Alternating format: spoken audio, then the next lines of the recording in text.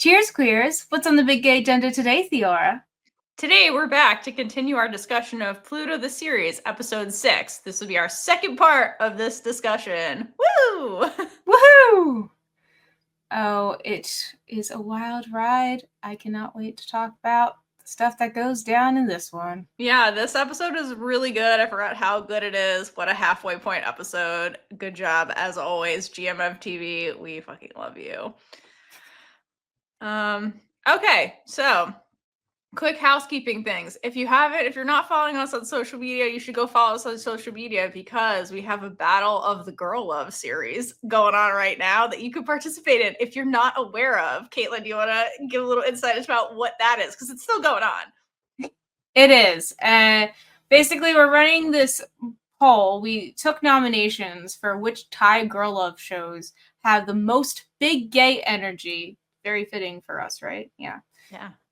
Anyway, so we have starting 16, and we're currently, they're battling head to head through the different rounds. I don't know which round we're on right now when this goes out. This goes out next week. We're probably on round 2 still.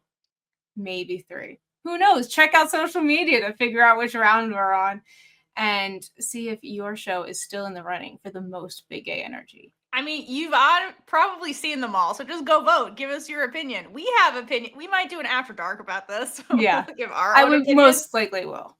But we want to know what you think about which series has the most big gay energy.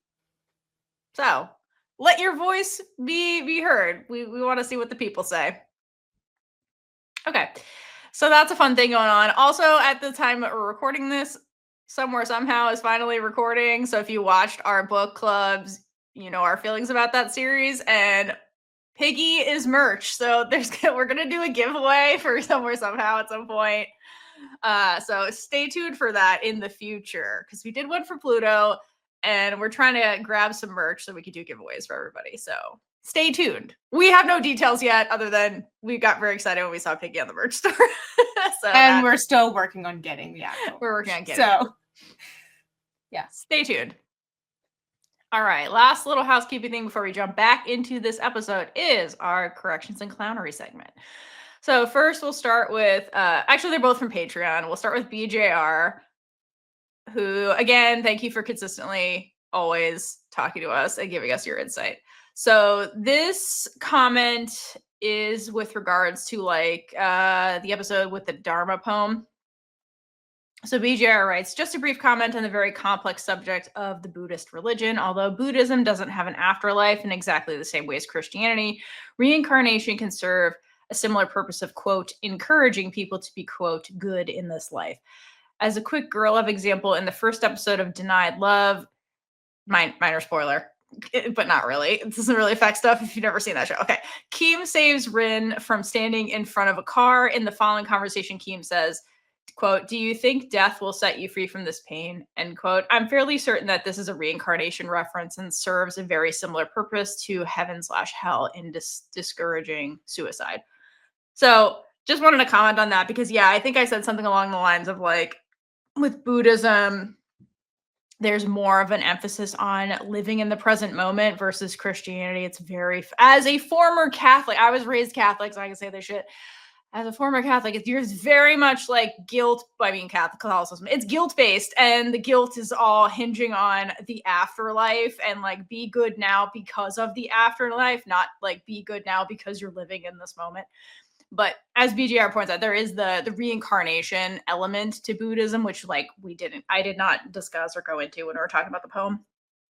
So that is a really good point, that there is an afterlife element that's could be a motivator for present behavior. So thank you for bringing that up. I just wasn't thinking about that when looking at the poem because the poem is very focused on the present. So thank you for pointing that out. That is absolutely correct. And always encouraging you guys to tell us your insight into the things that we talk about as well. That is why we have the corrections and clownery segment. Thank you to Snakes Not Eyes. No, was it no Snakes Not Eyes? I think it was you. Snakes Not Eyes. Yeah, that pointed this out on YouTube, and that's how we got to this segment. So yeah, we do take your input. Sounds about right. All right, so BGR continues. This helped me get back into studying religions, which I'd almost totally ignored for decades. It seemed like understanding more about Buddhism was going to be needed for gaining insight into Pluto, Denied Love, Whalestar, etc. Yes. Then I watched Ayaka's In Love with Hiroko, super funny fucking show, by the way, and decided that I should add the Shinto Buddhist combination of Japan. I try to approach religious study with a combination of seriousness and heart. It seems like you have a similar approach. Thank you, BJR. That is correct. The point of us bringing that up was to really contextualize the character, because speaking as a former Catholic, like, that experience shaped my worldview and left trauma and influences my personal behavior. So I understand that firsthand. So, like, when looking at a character, I think it's important to understand like what influenced them and in their background that could influence their present behavior and things like that. So it's not judging anybody's religion. I will only judge my past experience because I have trauma, but like, not judging anybody's religion, more so to like understand the character. It does help, honestly, because that's part of motivation. Like, it's, you know, part of what shapes a person. So thank you, BJR, for bringing that up. We appreciate you. All right, Caitlin, do you want to do the next one? The next one is funny, and also as a reminder of something else we have going on in the background. We haven't brought up in a while. Yeah, so White Cat 112, the hero that you are, and uses another challenge that we gave at the end. So hint, if you don't stick around to the very end, you don't get our very fun, sometimes, challenges that I give you to prove to us that you are here to the end. Anyway, White Cat 112 says, only you can help us cheat on the Guess the Pages challenge. Can you give us a hint on how many pages this episode says? What an amazing use of a word challenge to get us to help you with a different challenge. That was so funny. You're an icon. Yeah, so White Cat is referring to the challenge that we also have going on that I forget to announce multiple times in episodes, where we want you to guess how many pages our notes are total for this entire series of Pluto. How long are our Pluto notes? Yes, how many pages are our Pluto notes? Whoever is the closest will get a big energy shirt.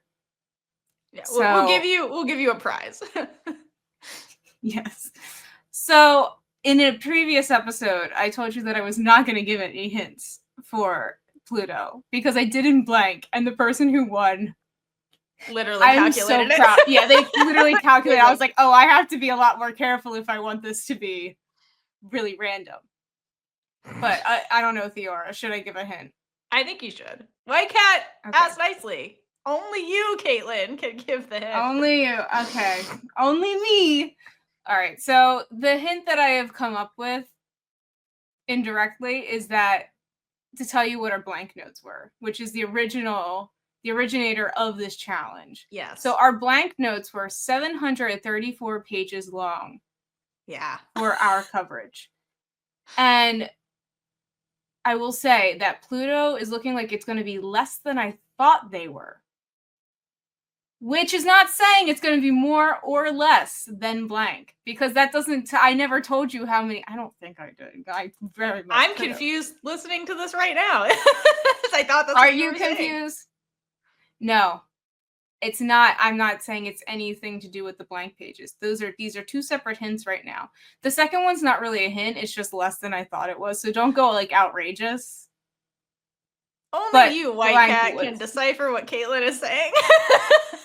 Because I can't. Did this help you? Who knows?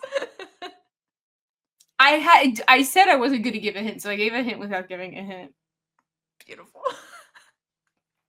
Anyway, if you're ever wondering how much work we put into our notes, that's how much. We almost wrote a fucking novel about blank, which is based on a fucking novel. Actually, our notes were longer than the novel. Yes. Yes. I do have a calculation for like how I calculate our length of episodes, which is pretty accurate. So I do a lot of math when doing all this, but so I can share that at a later date. Math. But I didn't give them the math parts. Yeah, but they could figure that out. That they have the blank amount. No, blank and this one's separate. It's not the same math. All right. Well, So- best of luck to you guys. We got a lot to get into, so we're going to transition into Pluto now. So thank you all. Only you can keep having fun with this weird challenge thing we have going on. We have lots of challenges going on. We do. there. And you guys are engaging with them, so that's why we keep coming up with more. It makes us happy to see too. But Yeah. what also makes us happy is Pluto the Series. It does. So let's get back into it. Yes. So we go to I as she comes down the stairs to find that Meemaw has left her a peace offering. So there's a note, and it basically says that Meemaw took the wonton soup that I got the previous night to the shrine so I wouldn't have to go today, and she also left breakfast for her. So in a way, this is very sweet because Meemaw showing that she cares by giving I food and letting her have a day off from going to the shrine. This was I's job. This was an everyday thing that she had to do. Also, But I wait, hold on. I have Yeah. to note about the food. It's more than eggs, if you notice. Like, Meemaw was like, because remember she was complaining, she's like, I stop eating so many eggs. Like, what are you doing? And like, if you look at the food, like, there's some vegetables in there. She's like, Yeah, I think it's "Can like you get it's a fried diet?" rice or something like that. Yeah. Your nutrients, I please eat the nutrients. Yes, please sustenance. more Yeah, than exactly. any- Eggs are protein though. Like there's No, a I lot know, to but them. like, she's like, Yeah. diversify your diet. And so, like, the food subtly does that, which is funny. She's like, I'm gonna force you to. But I think this is also a way for Meemaw trying to make up for all the things that I has been doing over the years to help her out. Mhm. Because she feels guilty about I having to do all this.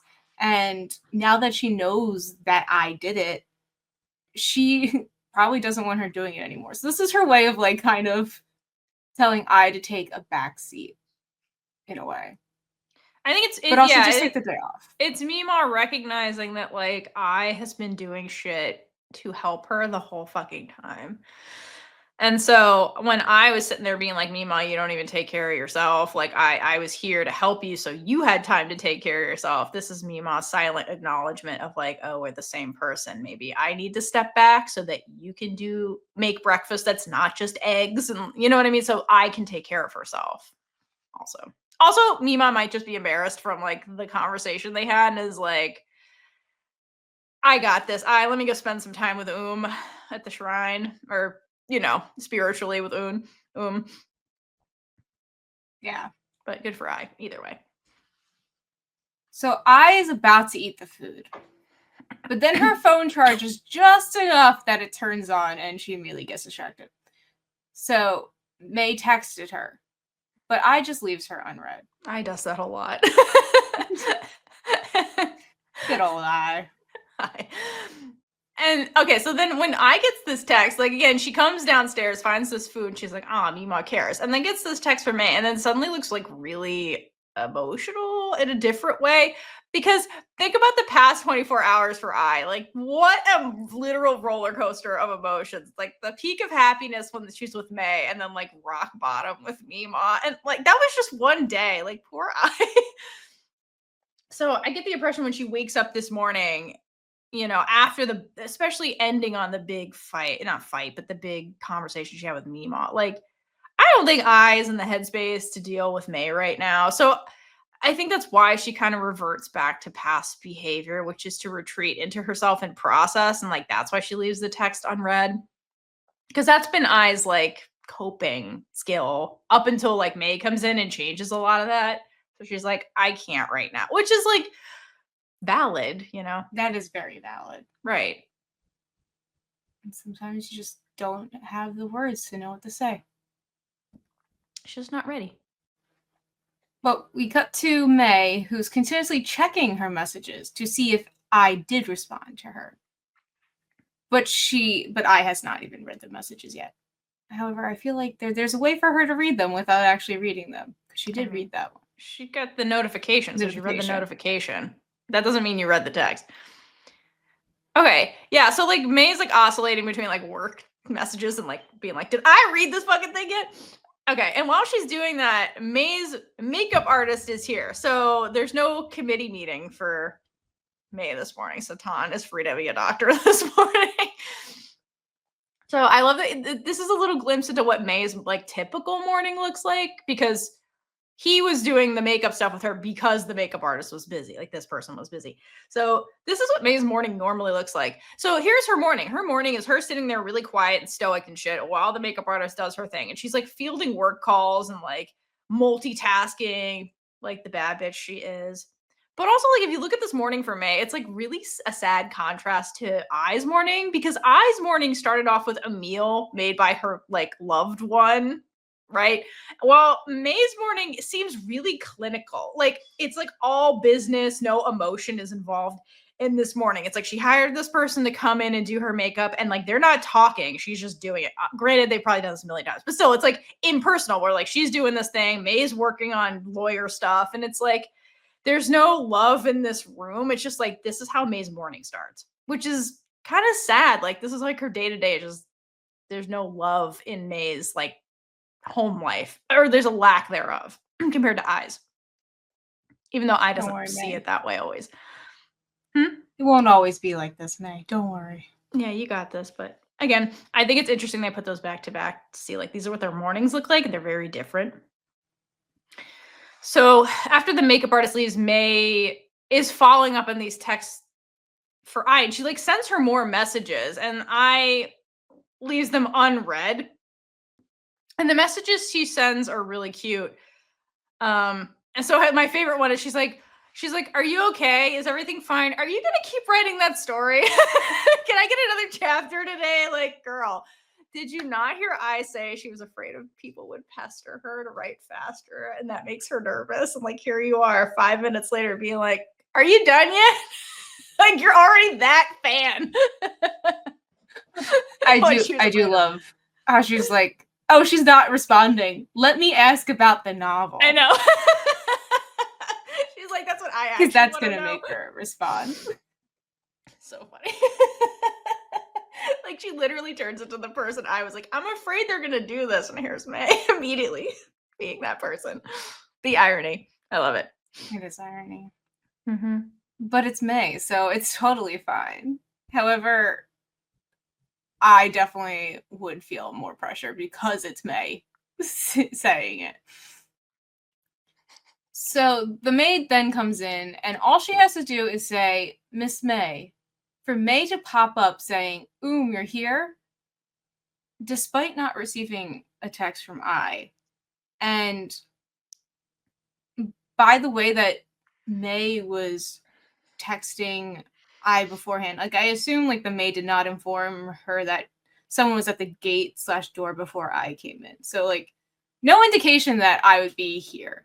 Well, it's a question. So she's like, are you here? Like that's what she's asking. Because I think May was in the middle of typing like her fit. She was like in the middle of typing another text to I. And then when I appears, it's like May manifests her.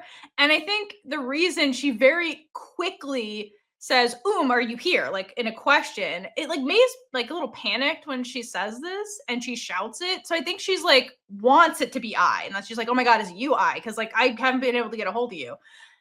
And what does I do? The bitch doesn't say anything. It's like she's really bad at communicating sometimes when May, who can't see, needs her to. Yeah, I think this was just May being like really hopeful and scared and like all that kind of stuff. That is it like who else would be coming here? I guess is the other thing. Who else comes here? I guess like the maid doesn't like typically come in saying Miss May unless someone's there. So also, who's the maid leading into May's bedroom? Probably not a lot of people. If it was like a guest, a regular guest, they'd probably be like, she'd probably come in and be like, May, they're downstairs. But like I and like Tan, maybe she would lead into the bedroom. True. Yeah, I think that was just May being desperate for it to be I, basically. Not that she knew it was actually I, just by the way it was acted. True. And the fact that it was a question. But back to I and like I's habit of just like not saying things to May. Because this is a running thing. It is. It It just keeps doing it. I don't think it ever stops. No, it doesn't. Like she doesn't have to worry about it. But this is just her, and it's something that May just deals with. Yes. And has never addressed either. Yes. No. But again, this is I. Some things are too much for words. So I doesn't text. She just shows up unannounced so she can get a hug from May to just make her world feel better. And from the time that I says May, and it's a shaky voice. There's like not confidence behind it. To when I hugs her, May looks really confused. Because again, she has no idea what's going on. Of course she's confused. This is confusing. She doesn't know what's happening. I always forget that May doesn't know what's happening. She can't see you. I do love that that's just like a habit of hers. I know. May just goes with it, to be honest. In a way, it's her not treating May differently than other people, but in another way, it's her like not understanding that May can't see. Well, to be fair to I is very in her own feelings right now, and it's a miracle she's even here, because usually she runs away and just deals with it purely on her own, and here she's like, I need a hug from you. So that's different. But yeah, the habit of not talking when May needs context never goes away. It's just part of I's personality. It happens again in this very episode. It sure does. Yeah, she does it a bunch of times. And I do love it. It's just funny when you think about the scene. All it takes is this hug, though, for May to figure out what I needs from her. And May hugs her back, and you just see I melt into this hug and even squeeze May back harder. Like, this is like a lifeline for her. Like, she just needs to be as close as possible to May. Yeah, and while we gave I shit for not saying anything, because she does this over and over again. The fact that no words are spoken here does make this scene more powerful, in my opinion. Because like May knows what I is saying without I verbally telling her what's going on. So truly it does speak to how well May has gotten to know I in such a short amount of time. And she just knows by I's behavior what this means and what's going on. Other thing I wanted to say about the scene. So there's like BTS of these two actors workshopping Pluto. Obviously, it's like kind of, they have a bunch of stuff. One of the things they workshopped was this hug specifically. And I find this particular hug a really interesting acting choice, especially from like Namtan, because like the hug is very much like, as much of her body as physically possible is like touching film, right? Because it's just, I think to me, it's conveying like how much I needs the hug for like, to calm like the emotions that she's having, right? How desperately she needs that it's like as much of her body as physically possible is like touching her. Like she's like really like in that hug. It's not just like I'm casually holding on to you. It's like she's like you said, it's like a lifeline type of hug. Like it's a desperate like kind of hug. And I think she's really trying to show like how much I needs the hug, right? The fact that she like came all the way over here and is not really saying anything, but I think it really just shows like the depths of like what I is feeling and like how much she needs this particular hug, just by the way she does the hug. So I just wanted to say I thought this was a good acting choice, because like it's not a common hug that actors will do on screen. Mm-hmm. So I think it's purposeful to show you what I's thinking, because I's not speaking in the scene. So just wanted to point that out. There is BTS of them like practicing this one specifically. That's really interesting. Mm-hmm. Even hugs need to be practiced. Because if you look at it, like the way she like really like gets low and like really does like hold on to her acting partner, I think like says a lot about I's headspace.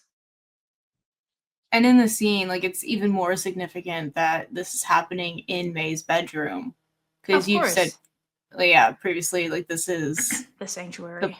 Yeah. So the exact place that I needs to be right now. Yeah. But also like from the actor perspective, I think like we don't think about like things that they have to practice, but like I'm sure like be like, I'm gonna hug you. We have to get used to hugging each other like as people and like Yeah. actors. Let's practice this. I'm gonna hug you like this. Does this make sense? Is that cool? Like That's why it makes like so much sense that like learning about intimacy coordinators and having them be like even like just a touch on the shoulder, like those are things that need to be considered because they are intimate. Any touch is an intimate experience. So yeah. yeah, and like this hug is particularly intimate. So I think I liked that when I saw that, I was like, oh, I understand why they're doing this because like this is a pretty intimate moment and an intimate just hug. And so yeah, it makes sense for them to have to practice it. And like in the practice, you'll see them stay in the hug for quite some time too, kind of like they do in the scene. So it's like, yeah, as actors, they would have to like practice that and get used to that. So Yeah. go find the BTS for the show. It's actually really interesting, a lot of the stuff that they do. Yeah, I gotta watch more of it. Because also just watching Namtan Film be themselves. God, just be an idiot. Like, yeah. She's such an idiot most of the time. I feel like it. she's one of those people that has too much energy.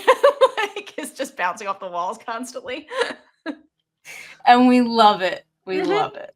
Yeah, no, it's great. What a goofball. But she gets the job done. Yeah. Yeah. She does. She is a professional. Definitely. Absolutely. She's definitely a professional. She does her job very well. Yeah, like a little too well sometimes. So from here, we transition from candles to I laying on the couch with her head on May's lap. And once again, we get another rack focus on the candles. It's their favorite thing to do. Seriously, how many times did we get candle rack focuses specifically? There's many rack focuses, but there's a lot of candle ones. They're like obsessed. Only you can go back and find them for us. Yeah, only you can tell us how many. A couple of things I need to point out. First of all, the way I is laying on the couch is really gay. First of all, really feet hanging off the thing. I love it. First of all. Second of all, I'm not really sure why they chose to relocate downstairs after having the conversation. Like, they could have had this conversation in May's bedrooms. I'm not entirely sure when I comes in, they hug and they're like, let's go downstairs and talk. They could have talked in May's bedroom, which is like the sanctuary. I'm not sure why they're here, but I mean, I'm not mad at it. I don't know how they were just like, let's go downstairs. They needed a change of pace because upstairs there was too much like, not sadness, but just like a little bit. Let's bring the sadness downstairs.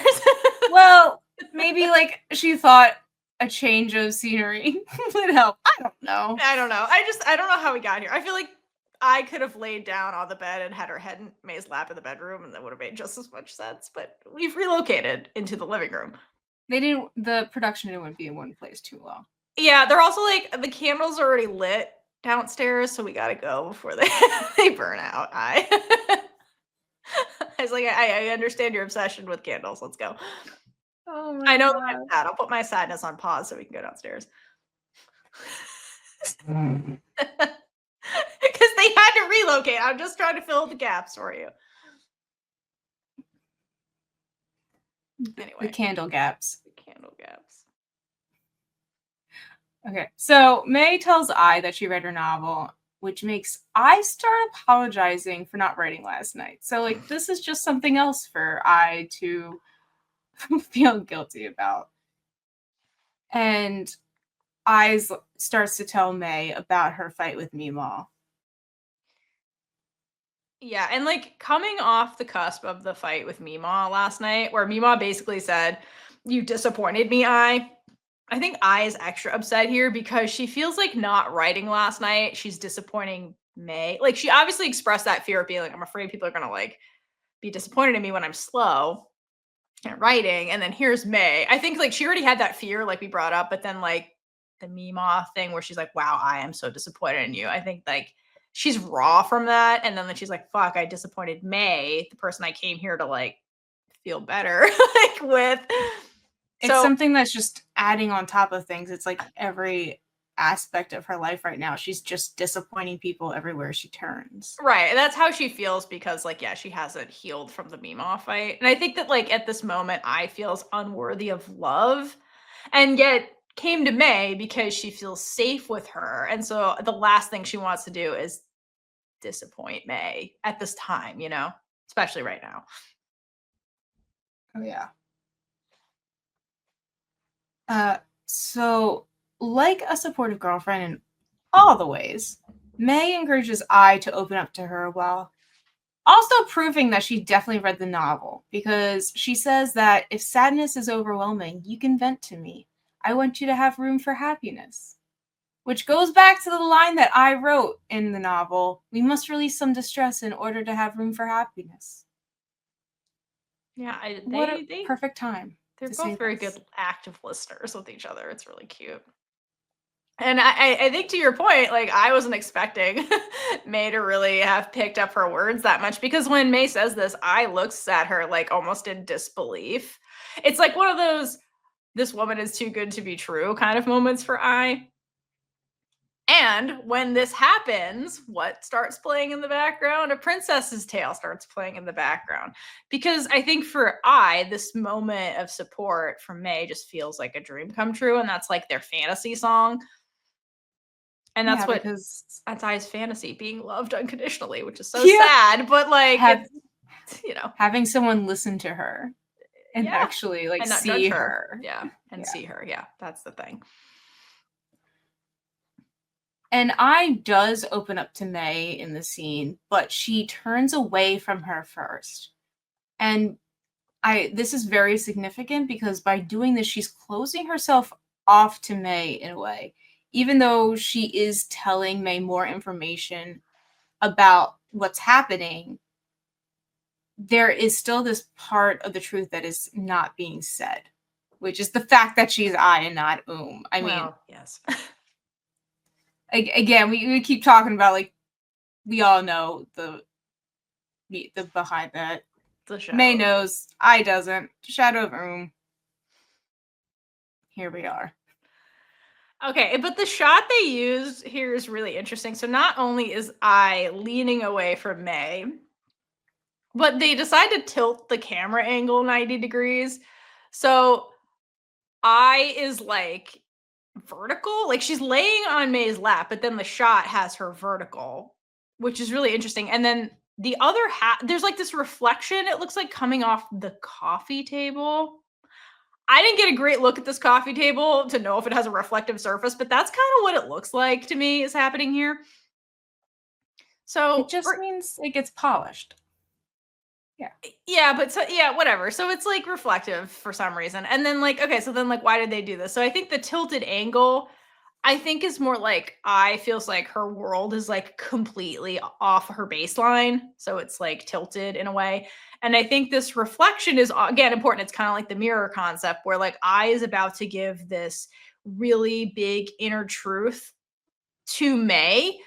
And she's kind of like coming to terms with her truth and then sharing it with somebody else. So it's a reflection of her, like her inner self and something she hasn't shared before with May. So I like this shot choice here for like the context of what I is going through and what she's about to do with May. The other thing too is like if you look at I, she just looks like a lost kid. Like she looks so small and just like lost, which is really sad. Like that's how much all of this has really gotten to her over the past like probably her entire life, but like the past 24 hours in particular, like how it's really weathered her. And I love that May has her hand resting on I's shoulder. And like if you watch while I is just like either talking or not talking, May just like the whole time continues to like gently stroke her shoulder, which is again a nonverbal way to communicate that like you're not alone. I'm here with you. It's a form of support without May like interjecting and like saying that to I. She's doing it without words, which is important because this is a big thing I's about to tell her. And I think May knows that. And she like is patient and like gives I the space to like say what she wants to say at the pace she wants to say it, which it's a really good, again, active listener, good partner behavior, basically. And May's very, very patient with I. Oh my God, yes. She's been patient this entire time, just waiting for I to be ready. And honestly, in this scene, I'm really surprised that I start saying, I have a little sister. Yeah. And it cuts to May. And I feel like this cut and like the look that we get from May is like her thinking, wait, is she actually going to tell me now? Like, is this the moment? No, I agree. Cause like, you know, like we keep saying, this is the moment May's been waiting for, which is for I to like tell the truth. But what I found interesting is her reaction to this was like she doesn't have a lot of facial expressions here. It's very like she freezes. So because I think I is catching her off guard by even mentioning this because I don't think she, like to your point, expected I to say any of this, and then she's like, "Oh shit, she's gonna tell me now? Really? Like, don't spook the animal, just let it happen." He's like, don't move. I will get scared. Yeah, I spooks easily. But then like, is she ready for I to say it? Because then it's just like, then they have to have the conversation. They sure do. But I continues on to talk about how she got a job to help Meemaw, so she graduated later than usual. And this is when I think I maybe not realizes that she isn't like she's supposed to be pretending to be. And although and May's relationship is still a mystery to she doesn't know what May knows about And this is something we brought up in our reaction video too. Like, why? Like, she's saying these things without thinking about what May already knows. So I think this is why I glances at May to just like check on her reaction and just like see how she's reacting to everything that she's saying so far. But May isn't reacting. So I continues on with the story from last night and goes through that.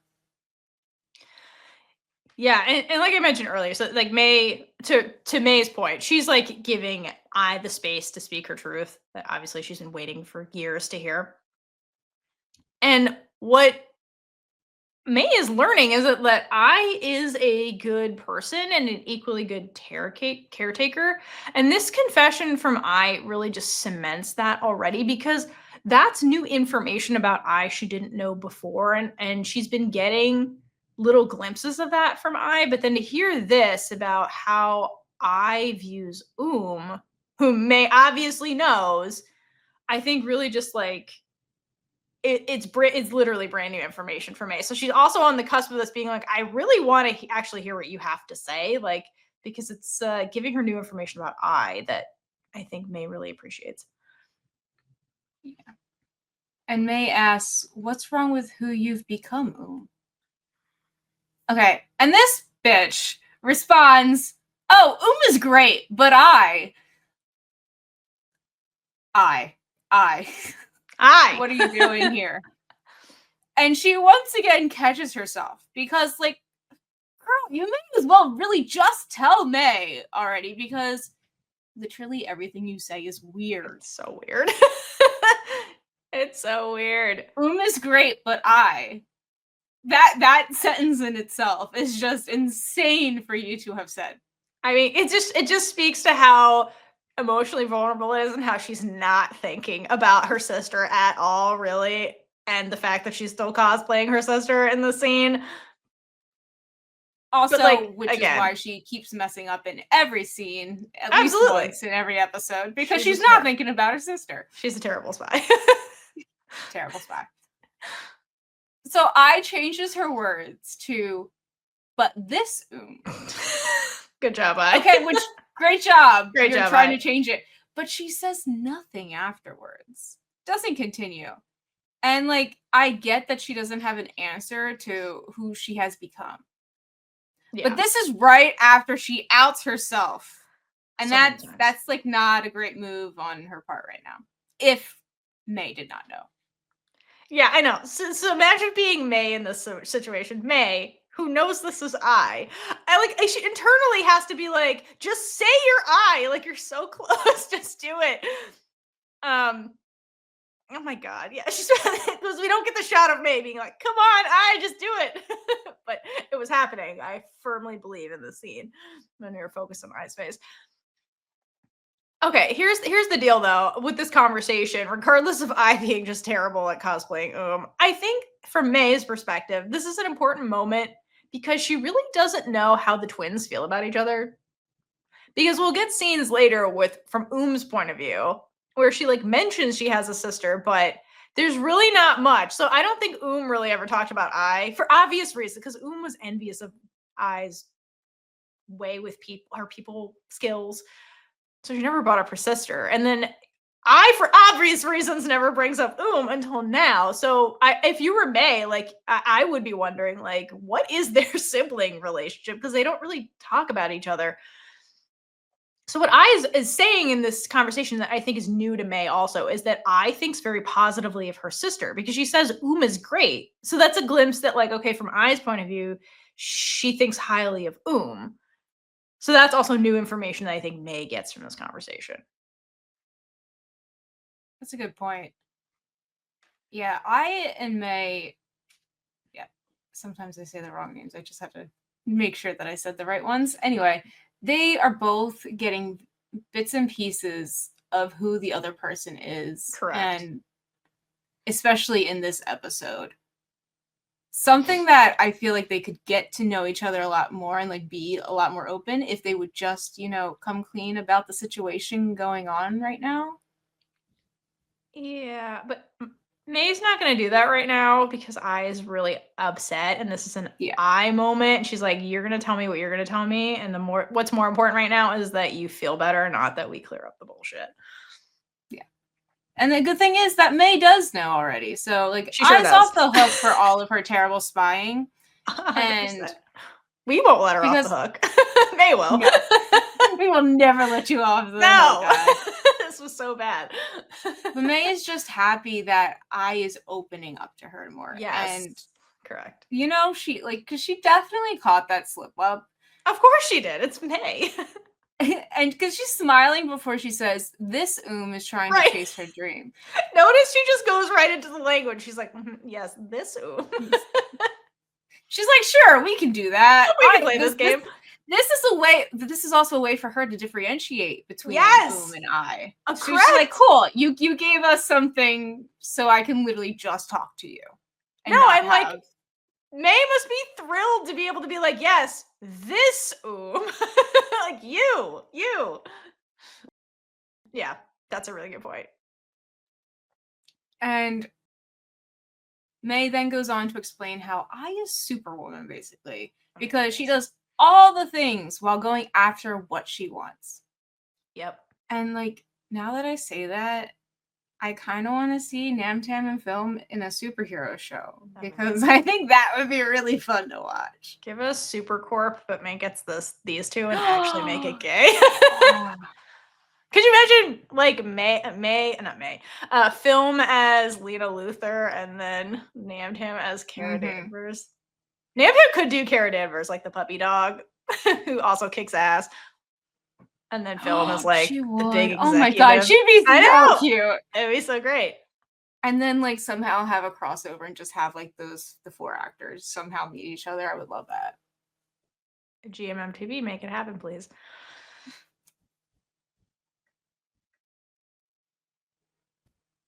All right. Okay.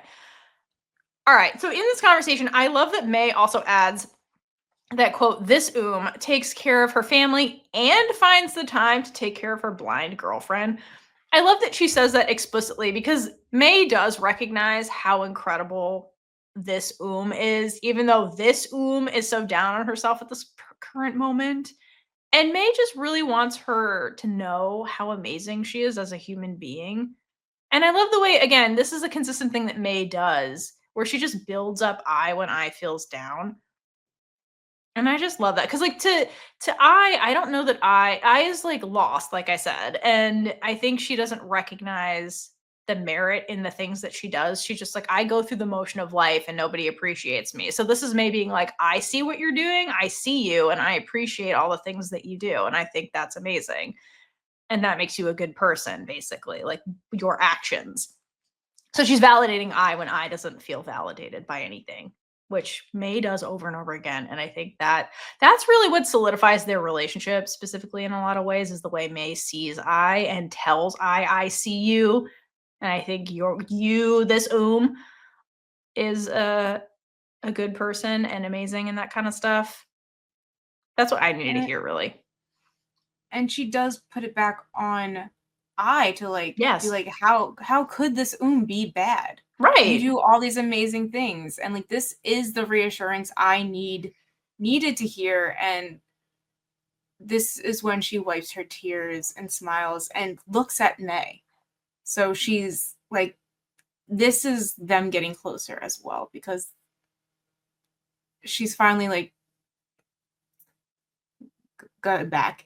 So because she like turned away, she was closing herself off. Now she's like opening herself up again because she's feeling seen by May. Yeah.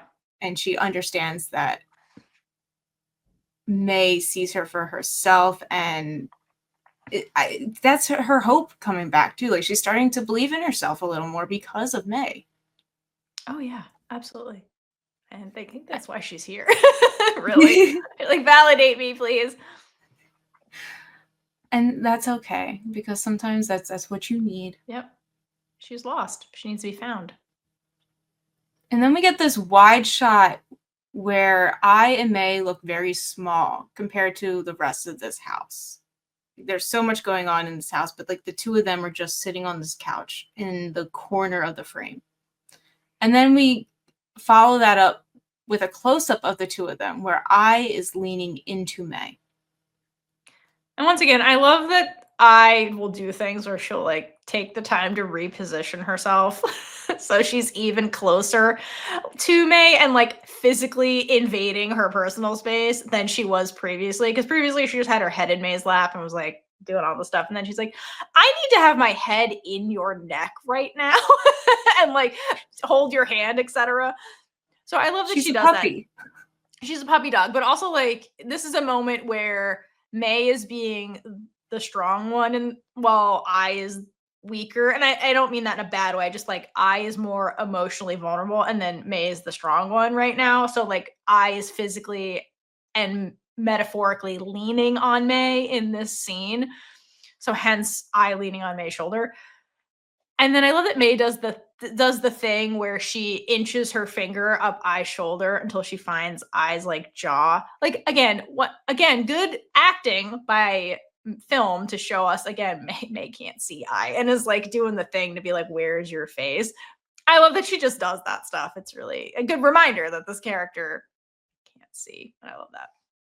To me, having like no experience with being blind, obviously, and not knowing anyone who is blind, I think that film is doing a great job at portraying someone who is being blind. Like there's the subtle things of just, feeling around to feel I's face. So she is putting her hands the right place. The way that she's able to like just look off camera, I don't know. I don't know if you've seen this in the behind the scenes stuff at all, or if there's like a spot for her to look at. That's my guess, but I have no idea. I don't know. I assume she has some marker she's always looking at.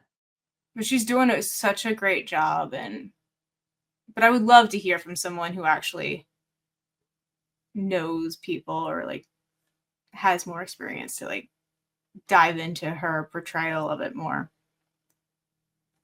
Yep. But back to the scene, I says, you make me feel bigger again. And this is after we get back to the close-up. And I just love how the cinematography played with this through these shots, because I is smaller as she's away from May, and then bigger in the frame when she's connected to her again. And you, like you said, she does get closer physically to May. And visually, this is making it look like May is making I bigger. She is building her up in this moment. Yep.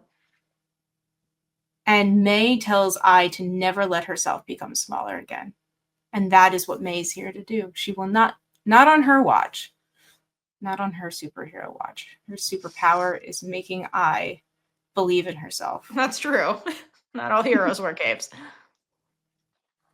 All right, so like then May explicitly tells I not to make herself become small again, because like again, May read the room here in this situation, and like again, like imagine hearing this from your ultimate crush. Like what a huge ego boost this was. And I don't think it's a coincidence that the instrumental from A Princess's Tale is playing extra loudly during the scene, because to quote the Loyal Pin from Kunpin, this feels like a dream, a good dream. Hence like the music. Okay, it's really loud music, and I think that was a good editing choice because these two are having very intense feelings right now, and I think the music is augmenting that that's what the characters are feeling. And so at the end of this conversation, I wraps her free arm around May, closes her eyes, and nuzzles into May's neck, eliminating whatever minuscule amount of distance that was even between them to begin with. And it looks like from Ai's body language that this is like a seeking comfort position, because like to your point, like here was Ai, she came here feeling small and lost, and May made her feel big, like bigger, and explicitly tells her like don't ever be small again, like because that's not how I see you, basically. I see you. And so Ai's like, yep, this is what I needed. And then does like the comfort position, which also she's like touch starved. And so she does that a lot. But I think it cements the moment they just had, is what I'm saying. Again, she looks like such a puppy in this episode because she's like, yes. I need to get close to you. Let me get close to you. Yeah. Hi. She's a puppy. A very, very cute one. It's cute. Later at the hospital, Meemaw is with and Meemaw asks if she knew what I did this whole time. Of course, doesn't respond, but she has an excuse. She definitely has an excuse. Chow took her out for a couple of chapters. Oh my gosh.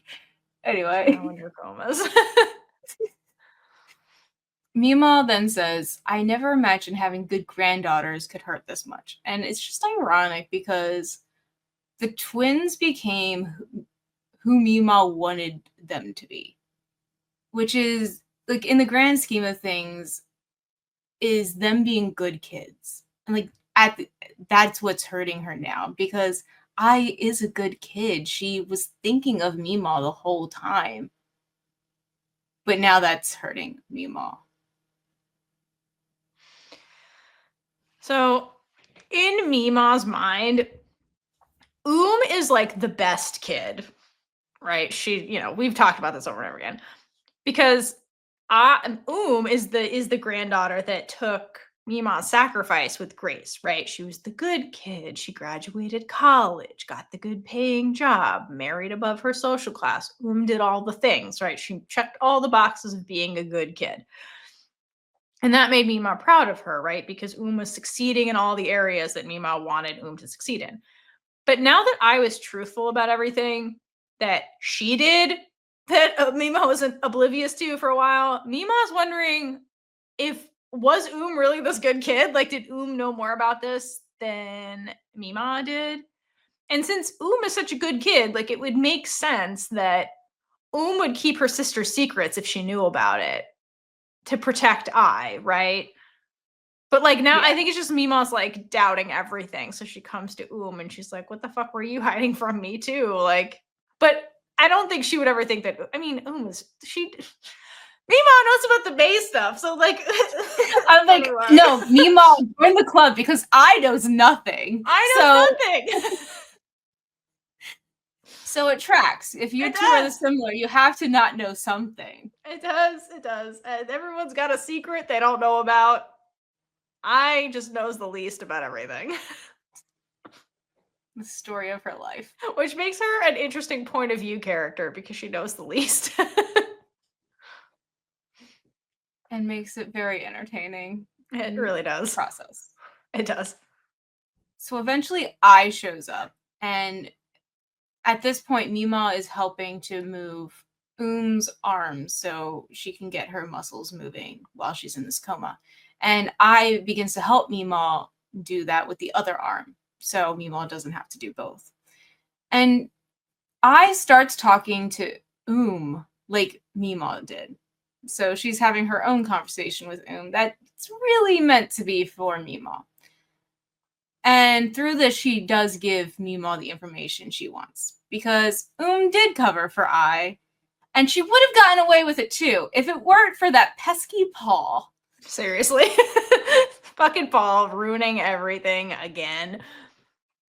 Poor Paul. Paul also gets Pluto in the show, to be honest. Yeah. He also gets screwed. Okay. I think actually deserve better. Yeah, listen, these were some messy sisters. Anyway. Okay, but from this conversation, I do wonder if this means that also kept I's secrets from Paul also? Which should be interesting given this not knowing that was all keeping a bunch of secrets from Paul. So that's honestly not surprising. The fact that she's keeping I's secrets too, like given the state of I and relationship at the time this was all going down, which was very rocky, the fact that did that does show that had that immense amount of loyalty to I despite the situation that they were in from on their own terms, which was like the shadow of shit that was making I jealous, and then is also jealous of I because of the May stuff that I doesn't know about, and the fact that still had that loyalty and was like, I'll keep your secret, I, from everybody, not just like Meemaw. Says a lot about and I. Yeah, like they still had that sisterly relationship. Yeah, it's so deep. Yeah. Yeah. It's deep. They were distant, but they would never go against each other. Like they did care about each other, and we see that from both of them throughout the show. But here, just this one-sided conversation that I has with is just so cute because I even starts joking around with her by saying like, I know, like, because like she knows that if could talk back, would have something to say about Paul's company getting in the way. Like again, that pesky Paul. Yep. And then they'd have this whole conversation about like, what were you thinking? And then, but they'd have to have a lot more conversations before then, because again, I knows nothing right now. No, I knows nothing. I also just love this whole conversation too, because like it's I and Meemaw talking to each other by not talking to each other, by using a third person, because these two share a brain cell, and you know what I mean? And they're like, I'm too embarrassed to have the conversation directly with you. Let's talk through who's in a fucking coma. Like, it's very them, this scene. And you see that that's what I is doing, because she keeps glancing at Meemaw, indicating that really this is for her. But again, Meemaw and I are not capable of fully talking to each other. It's easier to talk through who also can't talk back. So they are able to get what they want to say across without directly talking to the other person. But backing up a little, when I starts her conversation, one-sided, with about all this, we only get this one shot of her, and it's this medium close-up shot, which looks as if it is the point of view of Meemaw looking at I. It's an over-the-shoulder shot of Meemaw. And over-the-shoulder shot. Over Meemaw's shoulder, looking at I. Sorry. I'm trying to figure out words. It's okay. And then during the conversation that I has with we get this lower angle point of view shot of I, as if it was looking at I. Mm-hmm. So this is indicating that I is truly talking to but again, the glances are there to remind us that there's always the other meaning to what she is saying, because she does want Meemaw to know this information. It's just easier to go about it like this. Yes. And I apologizes to for doubting the need for a stable job. And right as I says she has a dream now, it's the first time that we go back to the Meemaw point of view shot of her, and we never go back to the low angle one. Meaning that the conversation that the conversation where I is talking to is done.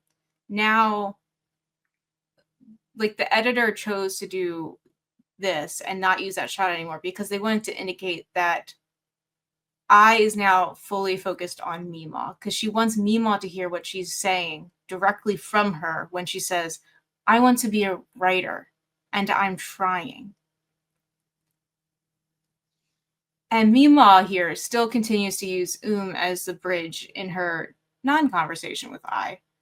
And Meemaw tells that her sister is starting to grow up and she has a dream now.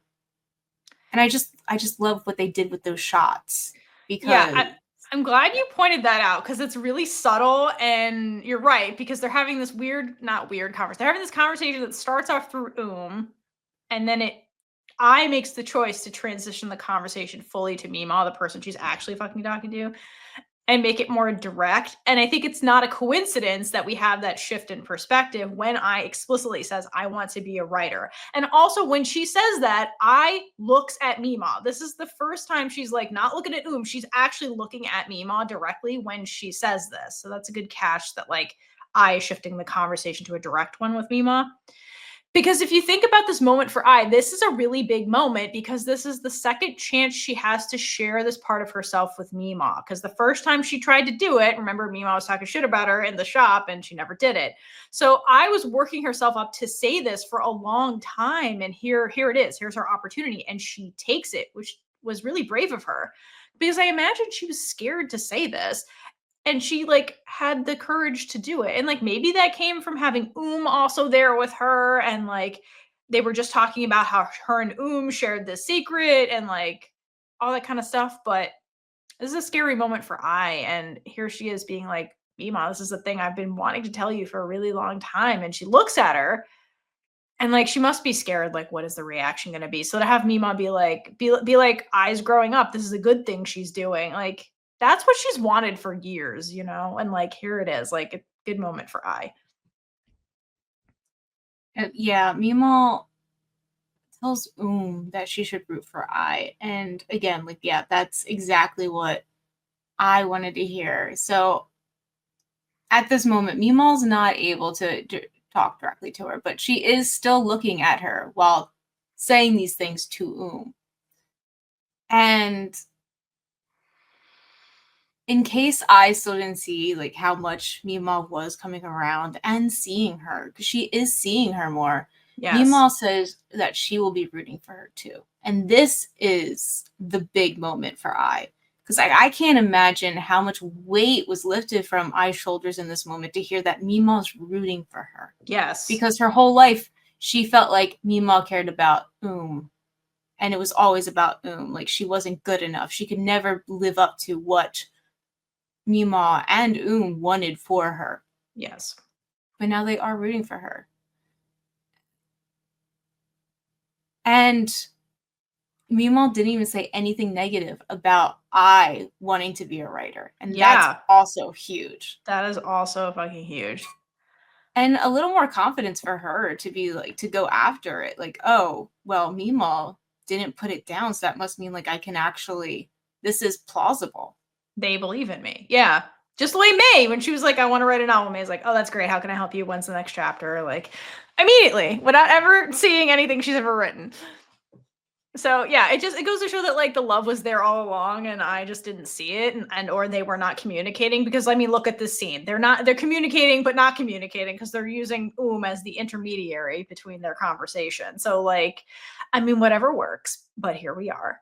And I thought it was a really important point you said that like, Meemaw is now seeing after the truth came out. So maybe this is another way of the writers showing that like you can't fully see another person if there's deception going on between the two of you. So for years, I was deceiving Meemaw. I mean, we went over the whole why she was doing it and all that kind of stuff, but like there was an element of deception going on for years between them. And so perhaps the message is like, if you're lying to somebody purposefully and keeping things from them, they can't fully see you if you don't show them every part of you, kind of thing. And now that the veil's been lifted because they had that very honest conversation with each other, yeah, it was a rough one to have, yeah, it was very emotionally charged, yeah, people were hurt emotionally, but like here they are healing and moving on from that now that the truth is exposed to everybody and out there.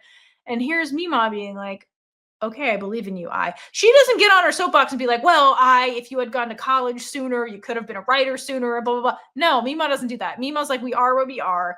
I has a dream. I support you in your dream. Like, that's a really big step to get from like where they were last night.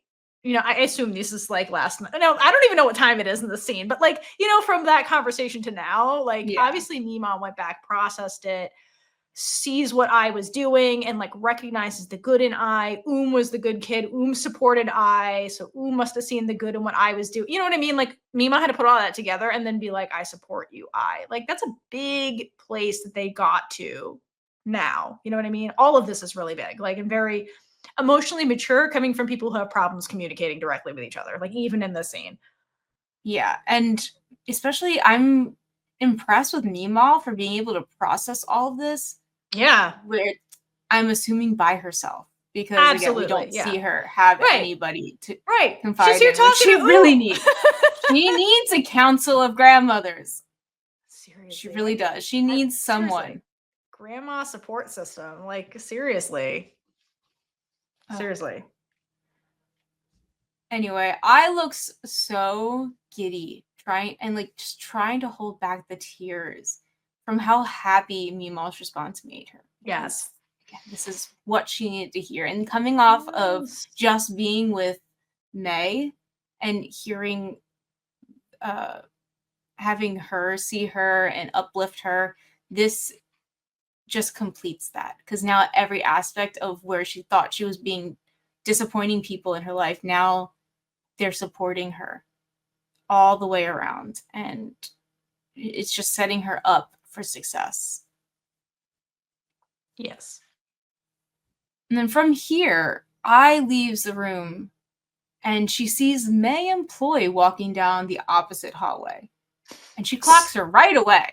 Suspicious. Don't be suspicious. Don't be suspicious. Don't be suspicious. So I goes to find her, but apparently they just disappear into thin air. Okay, well, May did. Ploy, however, comes strolling up, asking I if she is looking for something. Hey, no. Ploy doesn't just come up to I. I goes into a room and then's like, where'd everybody go? And then Ploy shows up behind I, like a fucking ninja. And she's like, what the fuck are you doing here? This was some CIA shit, the way Ploy just like disappears and then comes up behind I. She's a better spy. She's a better spy than I is. I mean, who isn't in the show, honestly? Was a better spy. Yeah. Anyway. The maid's a better spy. Like, I was just really bad. The maid is the best spy. She is. Everybody. She keeps her mouth shut. She does, yeah. Tight lips don't sink ships, you know? Fucking I've never heard that before. Yeah, that's a saying. It's a great one. It's loose lips sink ships. That's what the actual saying is. So, if you remember, Ploy and I did not leave things on the best of terms the last time we met. Maybe a little bit of an understatement. Yeah. So, I is trying to guard herself for like what she's sure is going to be an unpleasant conversation, because why is this bitch here? Why is this bitch with my girlfriend right now? And we're alone in the hospital. Yeah. And we're alone. This can't be good. Oh yeah, like why is she cornering me right now? Yeah, she just snuck up on me. Fuck. Yeah, and like now she has to look at her, so like it's not going well. No, this is already bad. But they can't talk there. They transition to sit into 2 armchairs while we get a super close glimpse at May's eyes. So that helps to prove that Ploy is there to keep May company at her checkup. Yes. So yes, May is getting a checkup. We see her eyes getting checked out. Poor film. That must have sucked. To have an eye exam and then you can't react like True. Yeah. Didn't think of that. That's all I think about. Because the point of the test is to dilate your pupils, and like poor Phil had to sit there with her eyes open while a flashlight goes into them. Like that must have sucked. Thank you for sacrificing for your craft, fam. Film, you're doing great. You're doing great. So finding out that Ploy is here with May to keep her company, like, of course it sends I spiraling because May didn't even tell her that she had an appointment. Right. She was just with May. Literally, just with her. She was just with her. And to Ploy's credit, she doesn't try to one-up or rub it in I's face that she is with May and not her. Because like she could have easily been like, oh, I guess you're not as close as you thought you were. Right. Suddenly Ploy has a different attitude off screen.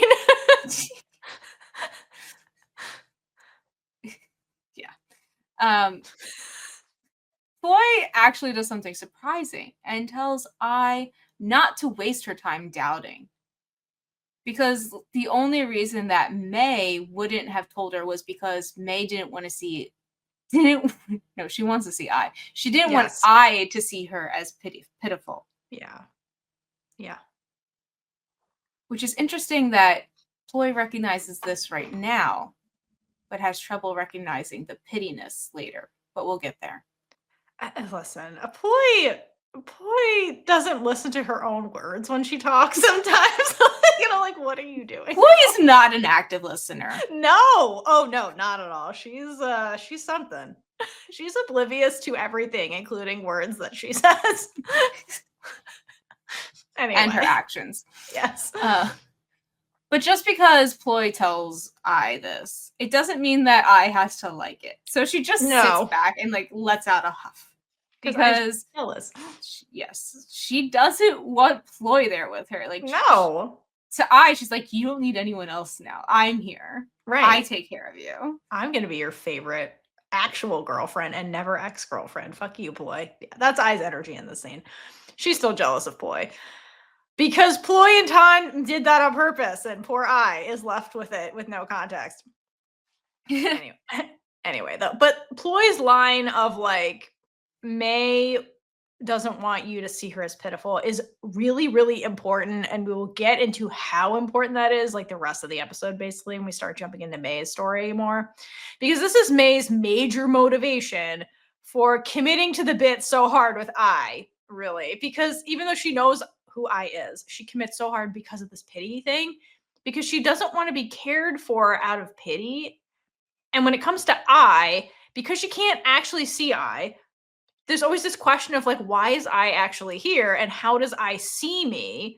Because I can't see her reactions. Because she wants I to love her for who she is, the way like May loves I for who she is. But like, there's always this doubt because May can't actually see. So the fact that Ploy says this and then has amnesia a few scenes later says a lot about Ploy. Honestly. Seriously, Ploy, I feel like we need more about your character in general. Right. We don't have time for it, but like, I can't figure you out, which means I can't figure you out, and I don't think I likes that either. No. I was like, our lives would be better if you weren't in it.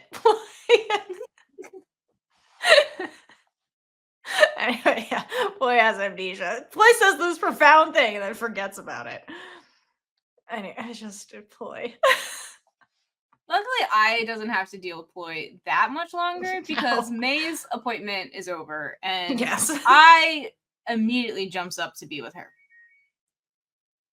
And May's surprised to see her and asks why is she here? Because again, why are you here? I was going to be here. Why are you here?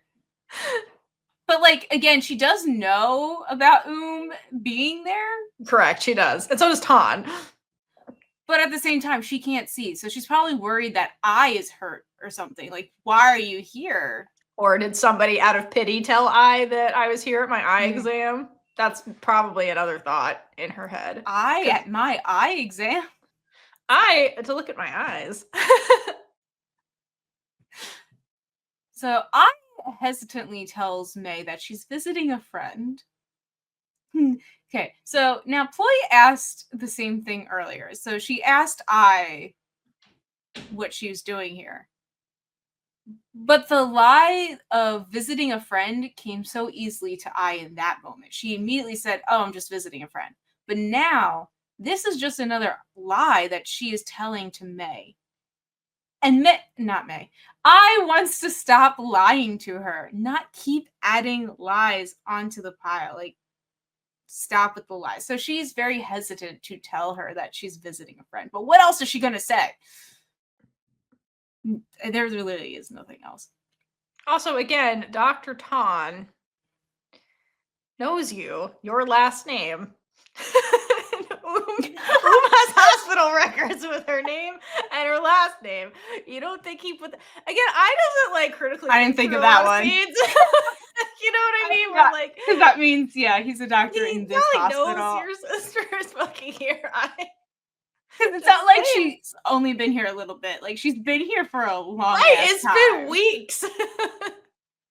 Yep. But I find Ploy's reaction. Oh, wait, also, I'm sorry. I just, on this thought, like, if Tan ever walked past the ICU and saw who has your face, this is all over. There are so many ways for this secret to not be a secret. You know what I mean? Now that I'm thinking about this. And in this scene, she's like seeing him in his doctor office. So in the hospital. In a different hospital that he worked at, but no, she's literally seeing him in the same hospital. She doesn't put things together very well. Again, does not put things together. For an author, she does not put things together. Writing things and seeing things are two different things. I guess. I also can't see in a different way, in a similar way that May can't see. They're perfect for each other. Oh my god. Yeah, like there's so many ways that this lie unravels so easily. Anyway, just thought about that. It's so quick. I don't think that this show could have played out if May didn't actually know. No, I don't think so either. I think this lie would have unraveled really quickly. Especially because May has detectives and spies and shit. Like, I would have been toast very quickly. This latest episode 2, this all would show down. Like, with seriously. Who Are You, really? Anyway. Back to had to point that out. Saying that she's visiting a friend. I find Ploy's reaction to this hilarious. Because at this point, Ploy does know what's going on. Correct. Even though I doesn't know, she knows that everyone knows that she doesn't know. Right. That's the title of Pluto. I doesn't know that everyone knows that she doesn't know what they know. Exactly. So Ploy basically rolls her eyes at she does. Terrible attempt of the lie. She's like, this bitch is terrible. Like, anyway. Yeah. But Ploy snaps out of that real quick when I ask May how her eyes are, because Ploy is genuinely interested. Like, this is her friend. Like, she cares about how she's doing. She does. And the council tells them that she still can't see. So May is understandably feeling down about all of this and tells Ploy that she doesn't think that she can visit her restaurant anymore. And this upsets Ploy, and she says that it was their shared dream. Now, I may not like it that it was something shared between Ploy and May, but dreams are a big thing that I does understand now. So she files this away for later. She sure does. And Tan tells Ploy not to pressure May. But Ploy reminds them that May had said that she will try to live a normal life, even if she stays blind forever. However, there's just this hope that she would still not have to be blind the rest of her life. Yes. Meanwhile, May is just stone-faced. And I noticed, like, this is reminiscent of her face when she has arguments with her dad. She's putting up this barrier so she can't feel as hurt. And right now, she's as vulnerable as ever. In front of everyone. Literally everyone. She cares about. Yeah. Everyone. She wasn't expecting this meeting of all of the people she loves at this juncture. Tan is also like, he really should have asked May if it was okay for him to tell them. Doctor-patient confidentiality means nothing to him, apparently. Well, I mean, he shouldn't be her doctor in the first place. So there's that. Yes. And so the other thing we're getting in this scene, not only is this embarrassing for poor May, we get a glimpse of May being hesitant and afraid of something. So, like, excluding the scene where she was assaulted, because obviously that, who wouldn't be afraid? But and unfortunately, I is here to witness May looking scared, basically. Because I, up until this point, has just seen May as this very confident and very formidable person. So she must think it's odd that May doesn't want to see her friend's new business, especially if it's a shared dream, like you said. And I do wonder if I is like, was this a dream when you guys were dating and she's your favorite girlfriend ever? And like, but if you notice that I doesn't like honestly let her jealousy that she may be feeling cloud any of her judgment when it comes to this dream. So it just goes to show you I's priority is like May and how May feels, and not I and how I feels from like potentially this is a dream from an ex-girlfriend. You know what I mean?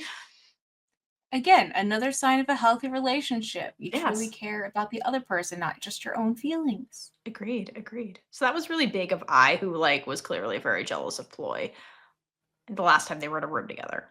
Because Ploy and Todd fed into that shit. They did not, yeah, they No. definitely They did aggravated that situation. Yes. The monsters much that so. they are. Yeah, exactly. So again, it just shows you I's character and how much she cares about other people when she cares about them. Someone who does care more about themselves. Ploy. And Ploy ends up storming out because she's pissed. And May sees this as an opportunity to kill two birds with one stone, meaning she'll get two problems out of the way for the price of one. And May sends Ton to talk to Ploy for her, so she doesn't have to deal with either one of them. That's so true. Now I just have Yes. And now she's Way to like, go, May. now I can just be with the person I want to be with. So with Ploy and Ton gone, I goes to May and takes her hand. And at first, it looks like I's going to ask her more questions about the appointment and just like how she's doing. But I stops herself and just says, let's go. I here is now waiting for May to initiate the conversation again, instead of being like Ploy and pressuring her to talk. And what you said earlier about how May is just like waiting for I to be ready to talk to her. Like this is now I reciprocating that. And eventually, May does begin the conversation again. And May asks I if she knows why she doesn't want to go to Ploy's restaurant, even though she really wants to. So she tells I that she does want to. And I doesn't say anything. She just continues to give her space to share what and when May wants to. But again, I have to point out, you just got the reminder that May is still blind. You could at least acknowledge that May asked you a question here. She just says nothing, though. And I just find that hilarious. Eventually, May does say it's because she can't see. And I can tell May is holding back from telling her fully and assumes it's because that May has had to be there for her so much recently. Like so much, like May has been trying to take care of I because I has been having a rough time of it. So May doesn't want to put her problems on her. But I tells May that she made up with Meemaw and she's a big girl now. So May can lean on her if she wants to. And instead of doing that with words, May literally leans on I. And it's the cutest thing. It's very cute. And again, Film does like use her hand to travel up I's arm to actually lean on her. And that was another great touch. It's cute. So I is now happy because like she can just be there and comfort her girlfriend. She's being able to reciprocate what she has been given by May. And as for May, she finally has someone in her life who she can lean on. Like, yeah, literally and figuratively. Especially, yeah, when she gets disappointing news and like she's not okay. Like, yeah, Tan is there, but it's not the same. And he was under her dad's rule as well. Yeah, exactly. So he has ulterior motives sometimes for his behavior towards her. So, like, yeah, I would imagine from May's point of view, she can't ever fully trust him as long as he's working for her dad, which he is. Because remember, at the very beginning of the show, when he first enters the scene, he's on the phone with her dad talking Yeah. to him about her eye appointments and stuff. So, like, yeah, May, even when she has people in her life up to before she met I and like, it's like, she can never fully trust them because of the family stuff. And then I and are these outsiders that she's like, yay, I can like trust you guys. And like all the shit went down with but now she has and like can finally have somebody in her life that's just for her, who's there just purely for her, not for ulterior motives. She assumes because again, there's still deception shit happening here, but True. And like that her parents were not going to be the ones to cheer her up growing up. Yeah. Okay, well, to be fair, her mom would try, but the father would stop her. Absolutely. Yeah, he's the worst. Really quick. And something I noticed as they're leaving in the scene, I assume it's just filming logistics, but May moves in closer to and actually hides behind a bit, huddling in closer to her. And it just reminded me something a child would do when they are sad or nervous about something, like just trying to hide behind someone to protect them. And I feel like right now, is healing a part of May's inner child because she didn't get this protection growing up. Because she grew up having to bottle things up and go through these things alone. And now is giving May this permission to lean on her and open up to her about things because she can handle it. Mm-hmm. And that is big.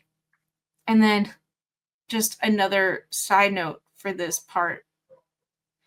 Namtan stares right at the camera at the end. I don't know if anyone else has noticed that, but she literally looks straight into the camera. And I'm assuming that it was just like a very tight space. And I don't know if there was nowhere else to look, Namtan, but I laughed my butt off. Fucking fourth wall break, this bitch. I love you so much. She's hilarious. So from here we go to Tan, who goes after Ploy. And Ploy finally stops after making Tan chase her down because he's literally calling Ploy, Ploy, Ploy. So once she finally stopped, she asks him, did she tell you to come? And Tan responds that he would have came even if May didn't tell him to go after her. And the way his voice sounds, it's the most gentle we have ever heard his voice in the show yet. And you can tell that he truly does care about Ploy and is being sincere in this moment with the way his voice sounds. Yeah, and like we get confirmation later that these two have a dating past.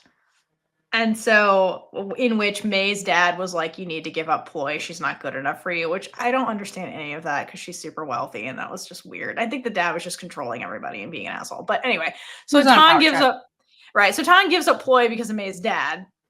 But like you can see here that the feelings are still here from Tan's side. And I think that they're still here from Ploy, hence why she was like, did May send you after me or do you actually care about me? Like that's the thing that she's not saying that I think she's saying with the way she's ignoring him when he's calling her and then immediately accuses him of doing this only because May told her to, not because he actually cares about her. So I think that there's still like residual hurt feelings on Ploy's side. And then yeah, and then like where she still cares about this and isn't fully over their situation. And then there's pining on Tan's side. And I think that we get our first glimpse of actually that here because we haven't had them interact by themselves yet until just now. Yeah. So I think it's really subtle, but it's here. It also goes back to the fact that he's just a pawn basically because like he listened to May's dad and now he's listening to May. So he's their bitch. What's his actual true feelings? He's their bitch. He's the committee. Yeah. Yeah. So Ploy goes into like what's going on and she doesn't understand why May won't come to the restaurant because Ploy sees her having a normal life. Like, she knows that she goes to work, she has a girlfriend, and she even travels. So it's not like she's afraid to leave her house. Like, she's seen her go to different places. Yeah. And like, I do feel for Ploy in this moment, because this has been something they've both been looking forward to. And even though May doesn't mean to, this is her letting Ploy down when Ploy needs her. Like, her friend needs her in this moment. And I'm sure at this point, Ploy is thinking that if I was opening a restaurant somewhere else, May would be there in a heartbeat. So that's not making her feel good. Like, she's getting pushed out of her life even more. And Tan puts his foot in his mouth, because he says that it's not the place, it's the people. Which is not the right way to say this. No. What a way to trigger Ploy. Yes. So, like, naturally, Ploy is thinking that Tan's insinuating that she's the problem. Right. And like, Ploy, you are the problem sometimes, but you're not the problem right now. Well, you are the problem like currently, because you're not understanding what's happening. But this is not your fault right now. You are a problem, not the problem. Yes, that's the great way to put it. Yeah. So after reassuring Ploy that it's not what she thinks that he meant by that. Right. Han explains the pity of it all. Yes. Which is that pity is the ultimate reason that May doesn't want to go. Because May doesn't want all of her old friends giving her pity all night long. Because, again, it's also not going to end up being about Ploy. It's going to be about May and her blindness. Like, oh, she's here. Well, how are you doing? Oh, are you okay? Like, can you do that by yourself? Like, who knows what her friends would say. Right. And we just end this part, with Ploy deep in thought about the pity of it all. Or we hope that's what Ploy is doing. Who knows? Who knows what's going on in her head? Seriously. She could be like, what am I going to have for lunch? Right. No, literally, that's Ploy. Anyway. Ploy's a mystery. She's something. She always will be. She's not in a coma. Her amnesia's worse than sometimes, I swear. Worse than mine sometimes. Anyway, it's time to take a break from Pluto to give some shout outs to our Chaos crew over on Patreon. Woo! Yay! I love all the hearts. To everyone listening, Theora does hearts during the shout outs at every single episode. That's right. Our Chaos crew members on the Big Guy Ride or Die tier and above are Moving Forward Leading, A Mix Monzone _ Natalia, Danny, Michelle G, Ariel W, Leona, Virgupichin, Cassie M, Here For It, Jill L, Regina B, Monet F, Jasmine O, and Nancy D. Woo! Sorry, my mouth's so dry. And our featured Big Gay supporter members for this episode are Lisa F, Quentin H, and Jell. Woo! Thank you, guys. Thank you so much for all of your support. And as always, thank you to everyone watching and listening to this on whatever platform you're able to do so. We see you. We also especially see you when you comment and join the Discord to let us know more about you and what you think of these episodes. But we really appreciate like any amount of support, because we know not everyone can join Patreon, and that's okay. If you can, go check it out, because we have our reaction to the full season of Pluto, and it's quite hilarious, because I went back to watch some parts because of a later thing that happens in this episode. And it's a great time watching us be like, she has to know. She doesn't know. She has to know, though. She's a terrible spy. Anyway. So go check that out. But if you can't, that's totally fine. We do love and appreciate you. So thank you. Thank you all. All right, now that we've thanked our Patreon members, let's shoot back over to this episode. So we exit Ploy contemplating whatever the hell she was thinking about, and we shoot on over to the next night, I guess, later that day, where I is escorting May to a classy bar / lounge / tea shop. I don't really know what this place is. The decor is completely throwing me off, but like it looks cool as fuck is all I'm saying. I think it's like a tea house by day, lounge by night. Very possibly. So as they enter, the melody from Somewhere Only We Know, the OST, starts playing. And now this song is like I's love song to May that we will literally get into later. But for now, it's matching the gesture of what I is doing and why she brought May to this particular place that we were also about to get into. So upon entering this establishment, I has never been here and May has, spoiler. And so I's like looking around and taking in the location, whereas May immediately enters the threshold and closes her eyes and takes this very deep breath. So it seems to me almost like she's like at peace when she enters this place based off the body language choices that film's giving us here. So I think that's interesting immediately because May doesn't seem relaxed anywhere that isn't her house. So that says a lot about this place. And while May looks relaxed, I is like looking around trying to figure this place out. Not because I think I is curious about the place, but mostly again, I's focus is May here. So she's like, where can I take her so she can sit down and relax?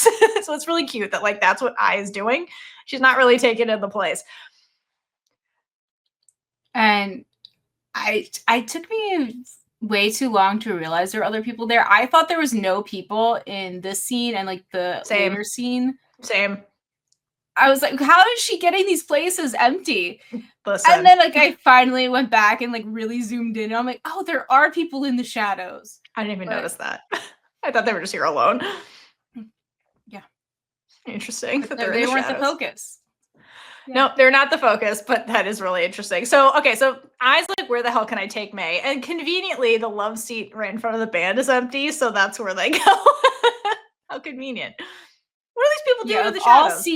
Of all seats, that's the one that's empty. That's the one that's empty. Everybody else is in the shadows. Interesting. It says a lot about the clientele that come here. Anyway, it's some shady business deals happen here. That's why May's like, I love this place. I just not question that. He's a bad spy. They give me a lot of business. Right? She probably gets a lot of court cases now that she's a shady lawyer. Anyway, I'm just kidding. All right, so they sit down in the love seat. Like I guides May there. They sit down. And once they're seated, I starts to actually like take in the atmosphere of this place now that like May's taken care of.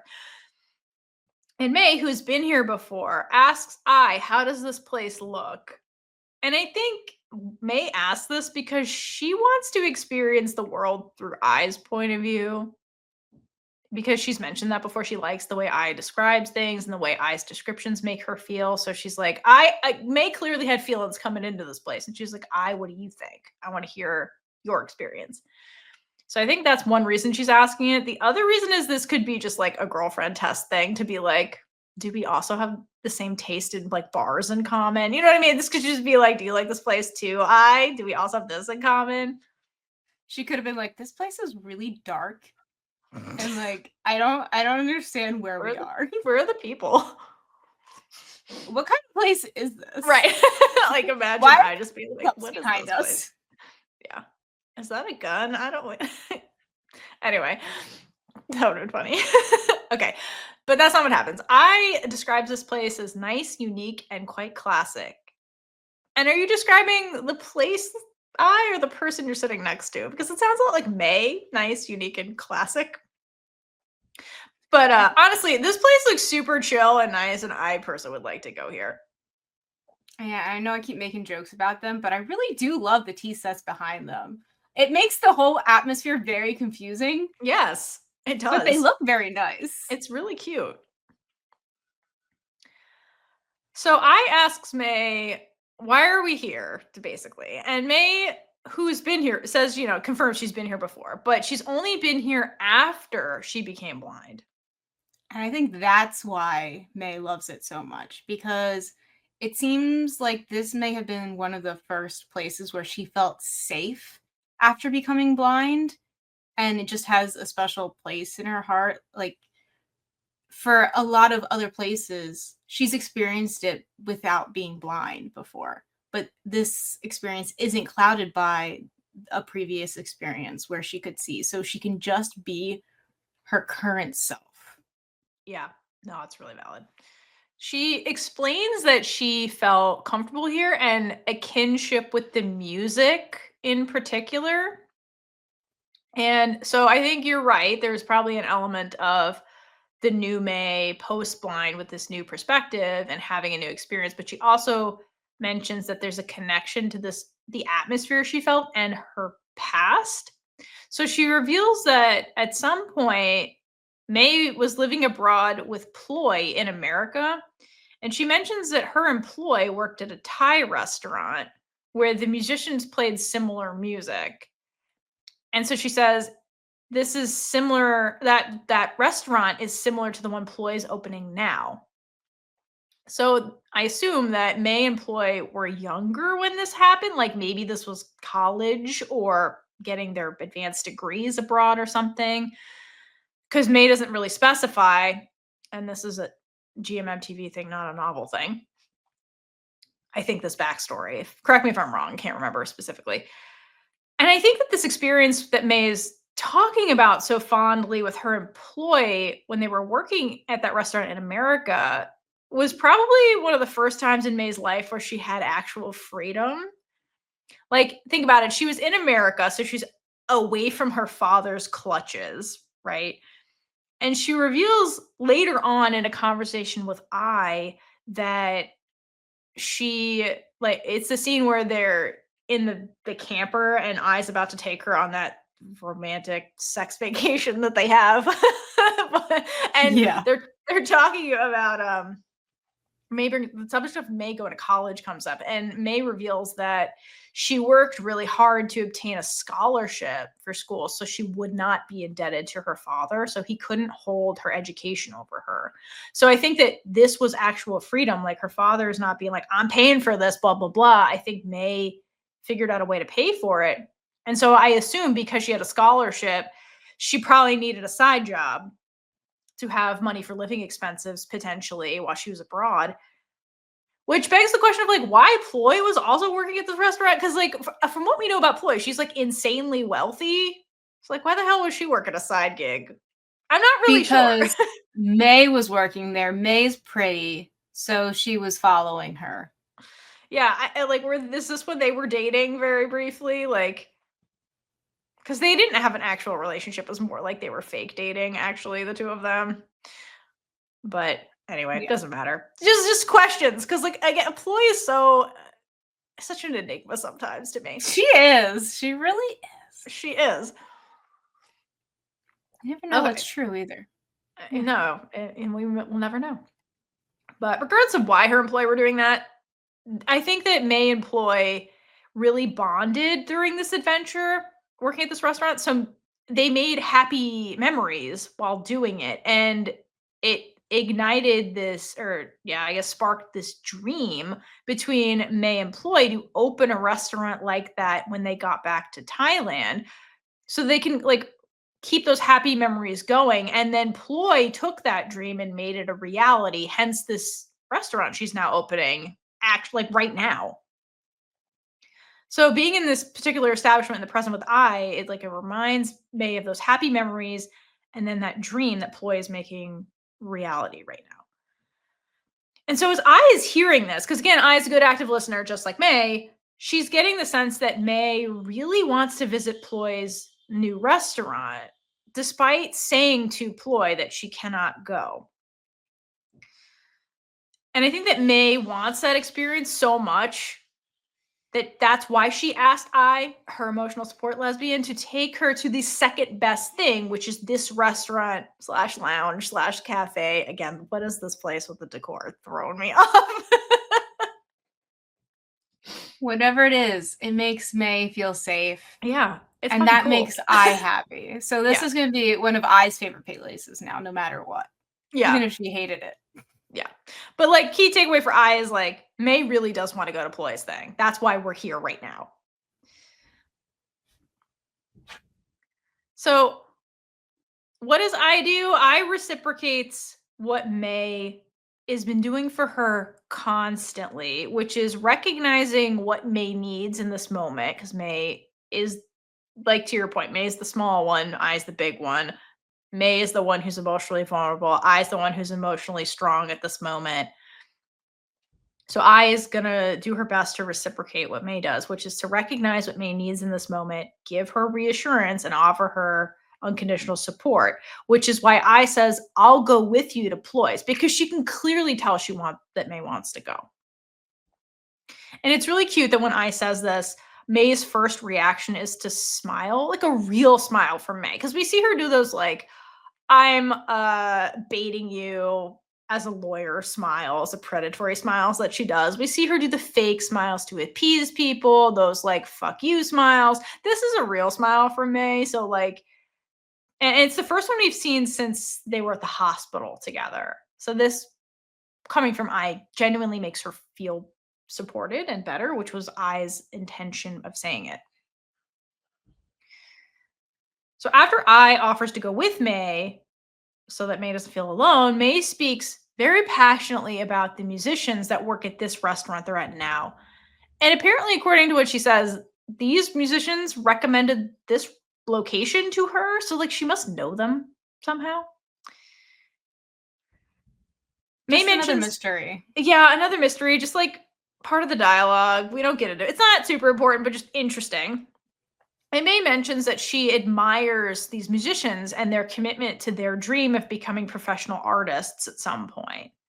And that gets I's attention because this has been I's journey with the novel writing, and May is supporting her in this. So, what I learned is that May has a thing for artists. Relatable. Yes. But the way that I whips her head to look at May after she says this about them hoping to become professional artists one day, like, you just see how truly interested I is in everything May has to say. But Everything. yes, this in particular piques her interest. Yeah, I think she's like, this hits host the home.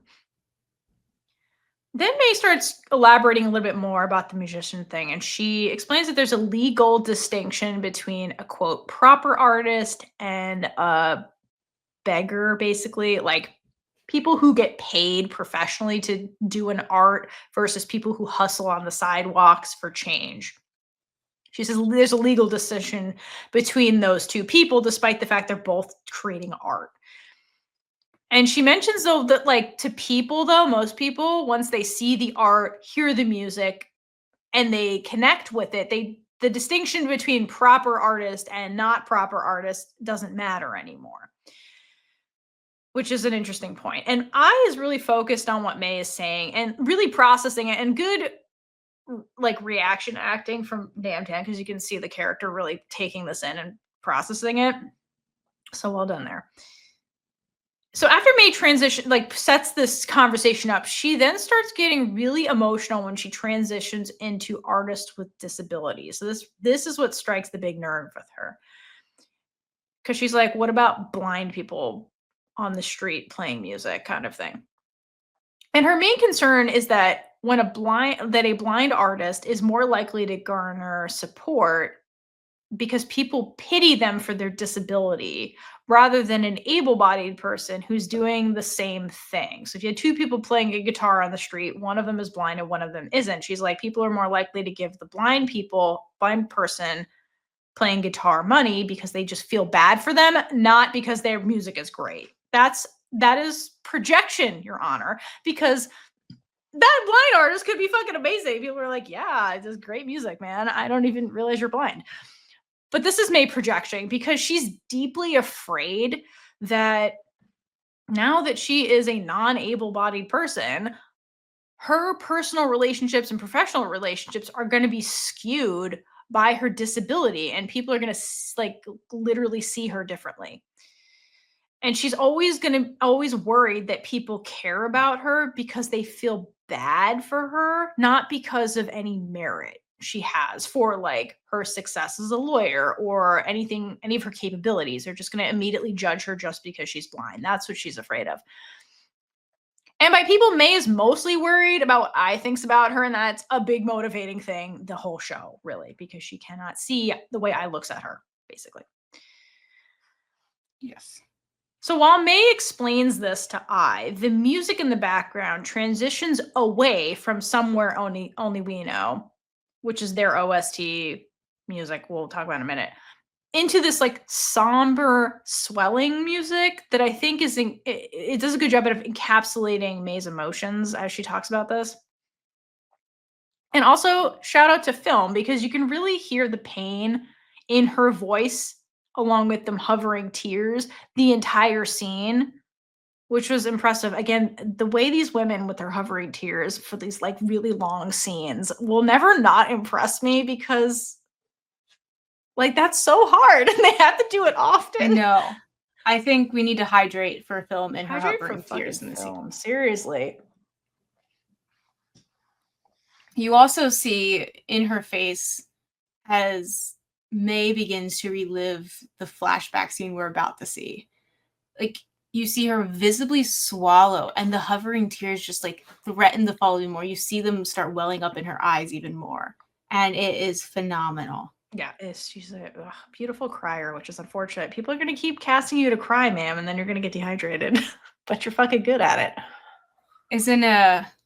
Doesn't the same thing happen to Orm?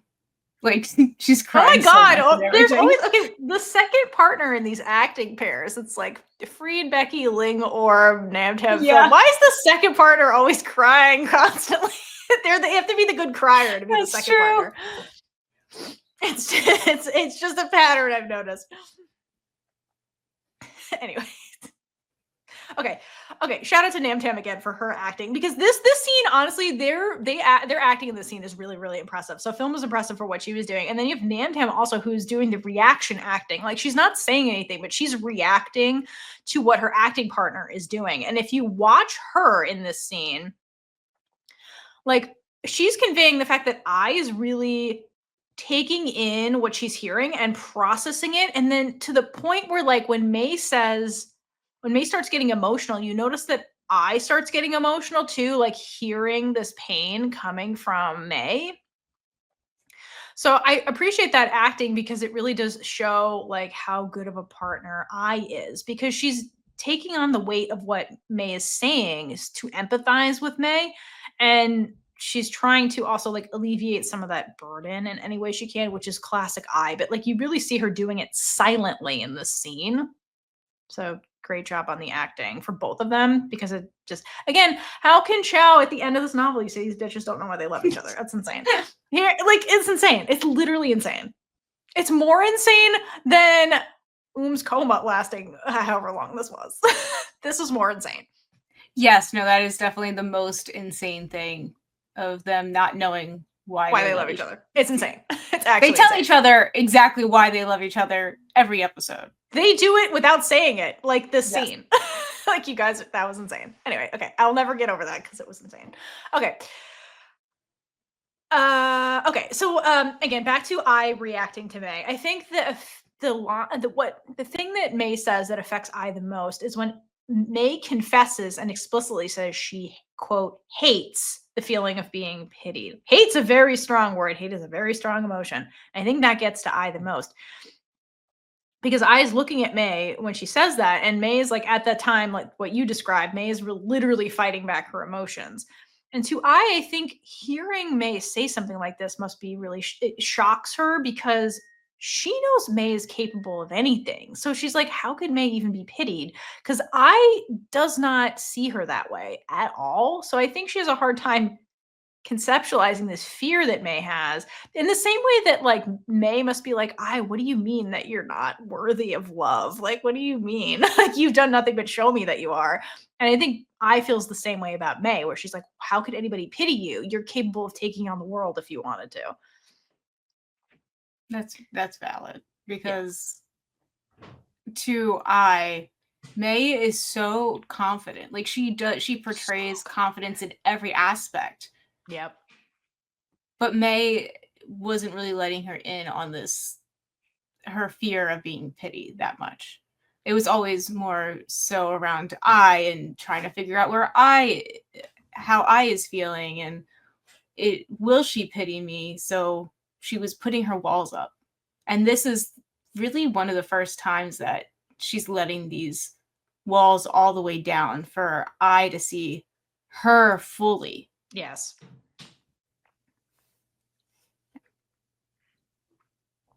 Yeah, and it's just one of those things too in life where it's like you view yourself different than other people see you. Yeah. It's kind of one of those things. It's a very like human thing also. All right, so then as they're having this emotional moment, we then transition into May's past, and I think this is indicating that May is sharing this part with I. And this is the part in May's past where it's after the accident with the assaulting by Kasol, and May is waking up in the hospital and realizing she's blind for the very first time. And I think May is sharing this with I in the present as a way to contextualize why she's so emotionally triggered by being pitied. And I think that when May, I think based on this scene, I think that May associates pity with feeling helpless and the helplessness that sometimes comes with her, disability, or at least in the beginning where she was like kind of learning about it, and the fact that she cannot see what the hell's going on, literally. And I have to give it up once again. Good job, film, because May's terror is so palpable in this scene. My God. So palpable. Seriously. Like, oh my God. Film truly makes you feel the panic that May is feeling in this moment. Because like I can't imagine like going through something like this and like the terror that May felt in this moment, because she is in the hospital where she has no idea what is happening. She's just waking up right now. Does she even know she's in the hospital? She doesn't know what the fuck is happening. Well, I mean, like Todd's trying to tell her that she is, but she's like not hearing any of that because she's like, there's nothing, like it's dark. And there's nothing. As she's flailing around like in this hospital bed, all I could think about was like how she could have pulled her IV out. Same. Like, I was like, you're gonna pull your IV out. I know. As when she went to reach for, I'm like, no, don't do it.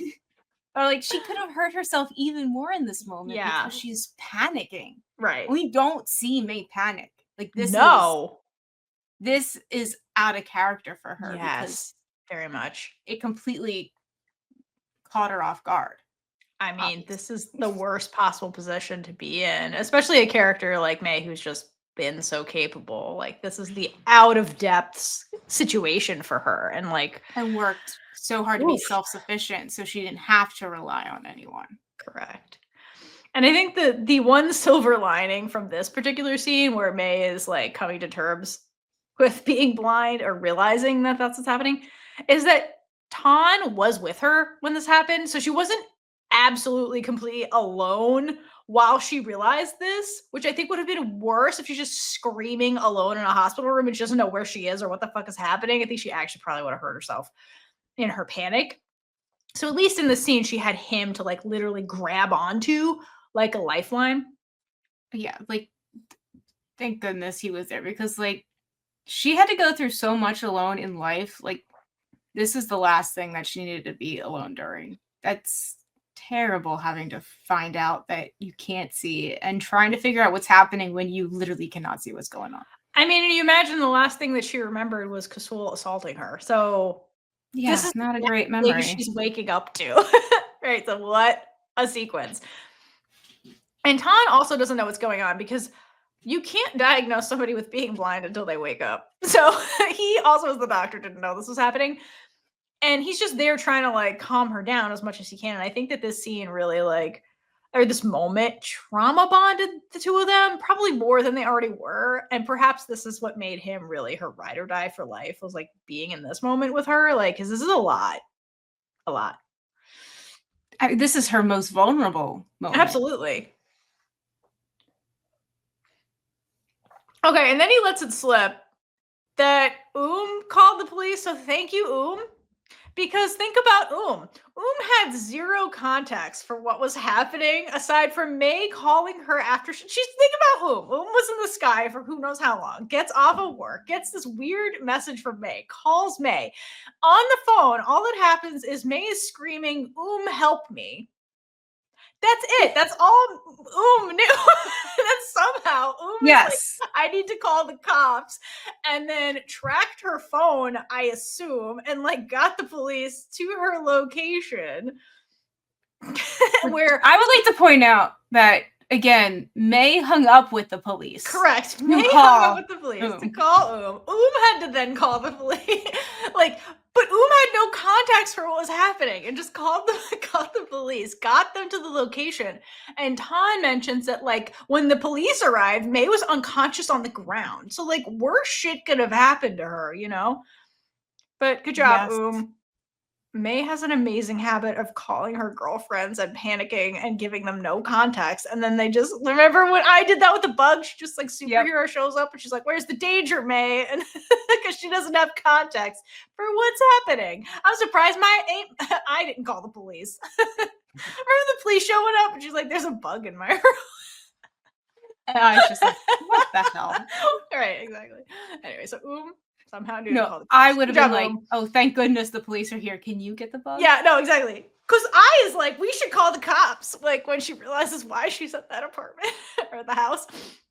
Anyway, if I had the conscience of the bug, I would have called the cops. Because she's an idiot, not because she understands what's happening. And I love her for that. Anyway, so then we get a brief medical justification for what's going on with her and why she's blind. So basically, Kasul assaulted her and hit her in the back of the head with that bat. Which she's lucky this is all that happened. He could have cracked her skull and killed her. And apparently that led to the blunt force trauma, led to brain bleeding and basically corrective surgery to deal with the blood, the hematoma that's probably there, which is like a blood clot essentially, would have been too risky and they could have potentially damaged her brain permanently. So she's kind of in a watch and wait strategy where we're not going to surgically do anything. We're going to watch you, give you supportive care, and then just see if this resolves over time. So that's kind of her situation. And while we're getting this context, May is basically sitting alone in the hospital room, just kind of processing her new reality and just bawling her eyes out. And May in this scene looks so lifeless and defeated. I've never seen May look quite this down before. And it's obvious that she just wants to comfort her in this moment where she's at her lowest, which is why when visitors arrive, just like in the other scene earlier we saw, she's like, are you here? Because that's what she needs in that moment or wants. And she's visibly looks how she's feeling right now. She's making herself as small as she can, trying to close herself off from the world as she figures out and trying to accept this new reality that she's faced with that just happened.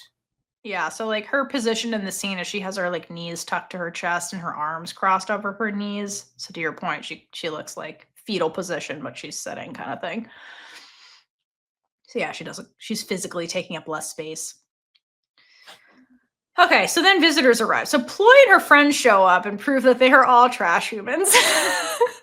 That's what happens next. They immediately get into her face, which, I mean, that's just rude no matter what situation you're in. Give her space, man. But, the fucked up shit is that these hoes know that May is blind. They know that before they enter the room. And then they are confused that May is blind and then victim blame her and yell at her when she doesn't immediately recognize them by the sound of their voice. This woman has been blind for 3 hours and you're like, why can't you function normally?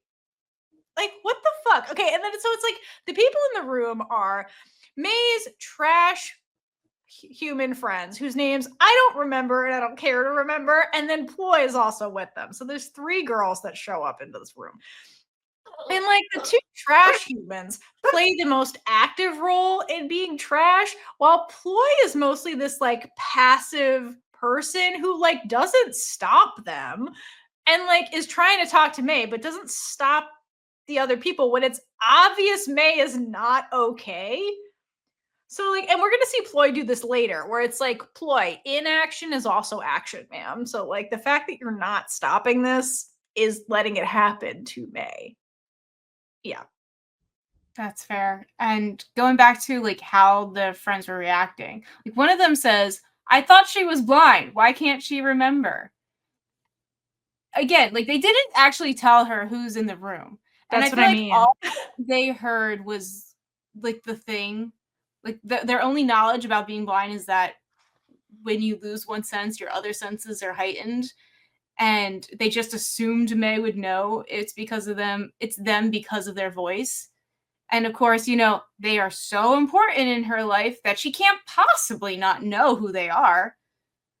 But what they're not taking into account right now is that this all literally just happened. And they aren't even taking the time to stop and think about how scared she is right now.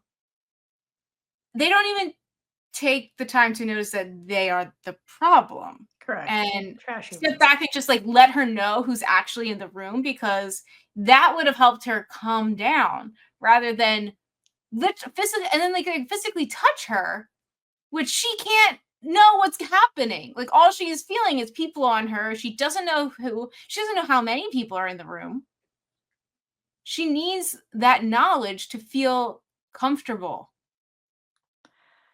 Yep. In summary, this scene was insane and really upsetting to watch, just basically. So no wonder May is super triggered. Okay, and there's a lot more to this whole hospital experience that is life-altering for May, but May does not choose to share them with I at this moment for obvious reasons, because they involve and the revelation that is a twin. Okay, but we'll get there later. Okay, so then we exit that upsetting scene and go back to the present, where May is describing to I what she was going through when she first realized she was blind. So she mentions that she could, quote, see enough to notice changes in light. So she knows the difference between night and day, kind of thing. But she can't see anything or make any outline of anything. It's just like she can notice light changes. And at first, May said she was basically hopeful that she would fully recover, like while she was in the hospital. Basically, she was hopeful this would be temporary, number one, and then also quick to resolve. But over time, she discovered that like she was going to be blind for a while if it was temporary, and possibly forever. And also that left her. She also throws that in there, just be like, also left me at the same time. And we get the context later of why left. It's your fault. But I is listening to this with no context again and is putting it together, and she's like, God damn it, I knew you left that bitch because she was blind. And how the hell am I supposed to spin this so I don't look like a trash human while cosplaying you? Like, fuck you, And again, I is just out here believing that left May because she was blind, and May is out here feeding that conspiracy. Justice for because that is not what happened. But like the fact that May doesn't show any malice towards the fact that left her, like ignoring what actually happened. What she knows right now must think that May is a saint for not being pissed at her right now. Like, again, it helps that May knows who I is and everything is not as it seems. But it doesn't change the fact that I's now like questioning what kind of person her sister is more, and like, I mean, May just also like because that was remember when they first met, like not first met in the present timeline when I had the kiss that changed her life.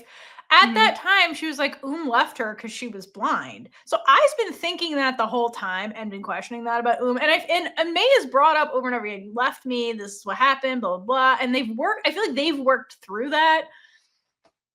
But like, I was just assuming that's why my left. And here's May being like, basically feeding the conspiracy of like, yeah, that's why left me.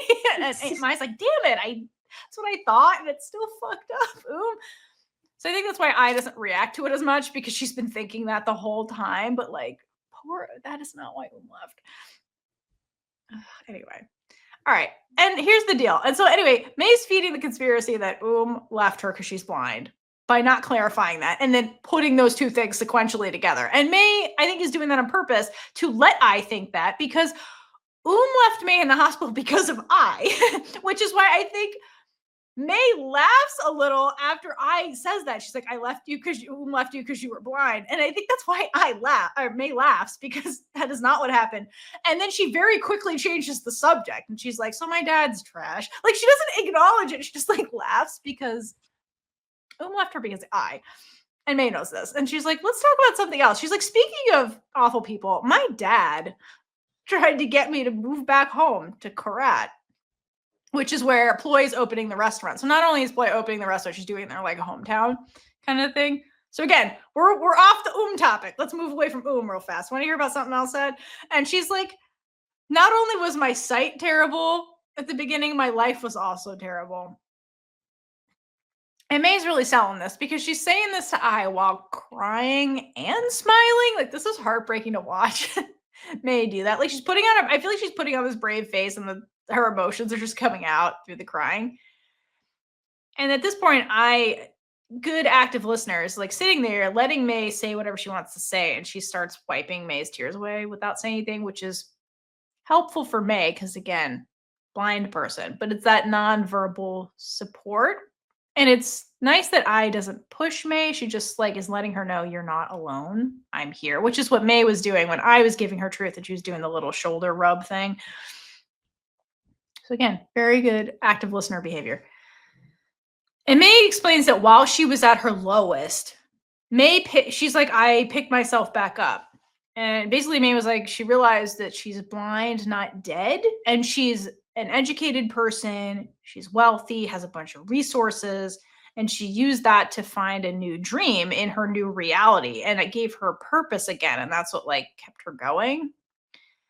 And while May's explaining this part, her facial expressions shift from sorrow to more like this determination. And it gave me that like confident lawyer May look that we see, where she's like, I'm going to take down the world kind of thing. Yeah, I think this just shows, it's this testament to how strong May is as a person, because she could have easily just let herself wallow and let the pain of the situation consume her and not go on. But that would have been her pitying herself. And that's like the very last thing that she would have wanted, because it's one thing like not wanting others to pity you. If you're the one pitying yourself, then you're the problem. And she can see that. So it's really interesting that you say that, because we find out later that the main driver of this transformation, where May was like, I'm going to keep going and be stronger, is because of her conversation with in the hospital that she's not telling I about right now, because said exactly what you're saying to May and was like, who are you right now? You're sitting here pitying yourself. How the hell do you want me to like support you in this? You need to figure your shit out and not pity yourself. Otherwise, I'm not giving you my sister. That's basically their conversation later in the hospital. So like, to your point, it came back to the pity, and that was like, and pointed it out, and that's what like changes everything. She's just not telling I about that right now. Thank you for that reminder. So really, these two sisters really changed May's life in profound ways.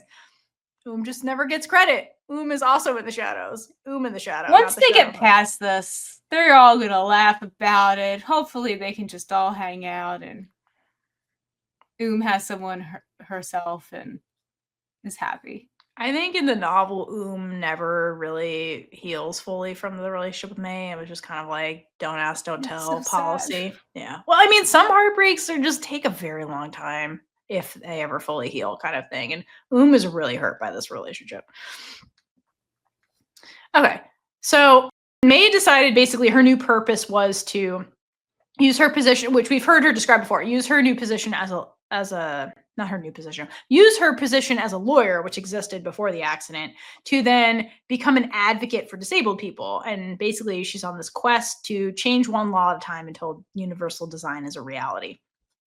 And I look so goddamn proud of May in this scene, because I think, again, she's like, this is the formidable May that like she's basically head over heels in love with.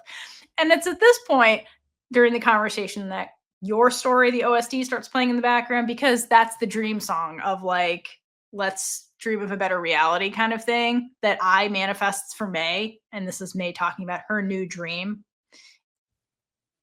And basically, part of May's motivation is that she's very determined to show the world that disabled people like herself are talented and capable in their own right and should be judged based on merit like everybody else. And for me, the irony of this is that May is a privileged person, and being privileged opens opportunities that have nothing to do with merit. Like, for example, May's dad has a fuckload of money, and May's last name carries a lot of weight. And so that she can just get opportunities handed to her just because of who she is socially, that has nothing to do with her merit, but more to do with like her social capital. But since May is out here trying to use her privilege for the good of humanity, I'm not going to be super critical of her on this, but like, she is missing that part of her whole situation here. I also find it ironic that she wants everybody to see like the importance of universal design when she can't see. I just very literal, but like I just laughing at myself thinking that. Anyway. Thank you, Caitlin. Good segue into the sad part. So then May continues and says, quote, "There is one thing I can't do." And then May goes real quiet, and her cheery facade completely slips. Like the mask is completely off, because I think she was doing masking during this conversation when she was like, because I imagine when she was going through this whole thing, after yells at her in the hospital, basically, I think there's a lot of fake it till you make it stuff going on with May, because coping with being blind and like navigating the world this way obviously was not easy for her. And I think that she had to do a lot of fake it till you make it stuff to get to where she is. I think so. Part of the smiles that she was doing during this conversation seemed like masking smiles. And I think here, when she's like, "There's something I can't do," it just, all of it's gone. Like the mask is gone. It's just, this is what May feels like, actually. And without missing a beat, I holds May's hand and tells her everything she believes May is capable. She's basically like, "In my eyes, you're capable of doing anything. I don't know what the hell you're talking about." And May smiles a little and says, "No." Because I think it's one of those responses where like, you're telling me what I want to hear and I don't believe it. So she's like, "No, that's nice of you to say, but it's not true." And she says that the one thing she can't do is live with the knowledge that people she used to look up to her or look upon her with admiration now look at her like she's less than. They look at her with pity, like she's incapable of things. And here she's primarily talking about her friends, the ones that assaulted her in the hospital with their nonsense, basically. And this is the real reason why she is refusing to go to Ploy's restaurant debut, because she doesn't want to go back into that environment with those people and have them look at her that way, especially when she cannot see them doing it. You know what I mean? It's always going to be this thought in the back of her mind that like they are doing it, even though I'm not hearing them do that. You know what I mean? Mm-hmm. And I think that fear is also the undercurrent of her relationship with I, because there's always that thing in the back of their heads that it is like, does I pity me? Even though I is constantly giving her all this verbal and physical assurance that contradicts that, it's always this nagging thought in the back of her head, because May can't be 100% certain. Also, there's obviously the shit going on, but like, more importantly, she can't be like, does I mean what she says right now? I can't tell, or is she just doing this to do it?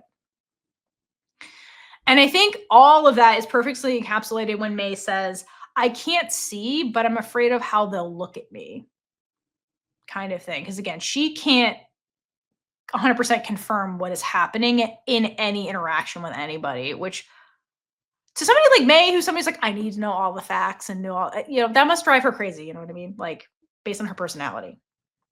Yeah. I mean, like the uncertainty, like Constantly. it terrifies her. Yeah, and to our point earlier when we were talking about it, there really is nobody she can 100% trust, even Ton, So She that's can't gotta even hurt. trust herself. Yeah, no, seriously, as nobody should trust May. So I doesn't say anything. Instead, she just holds May close and processes what May's saying.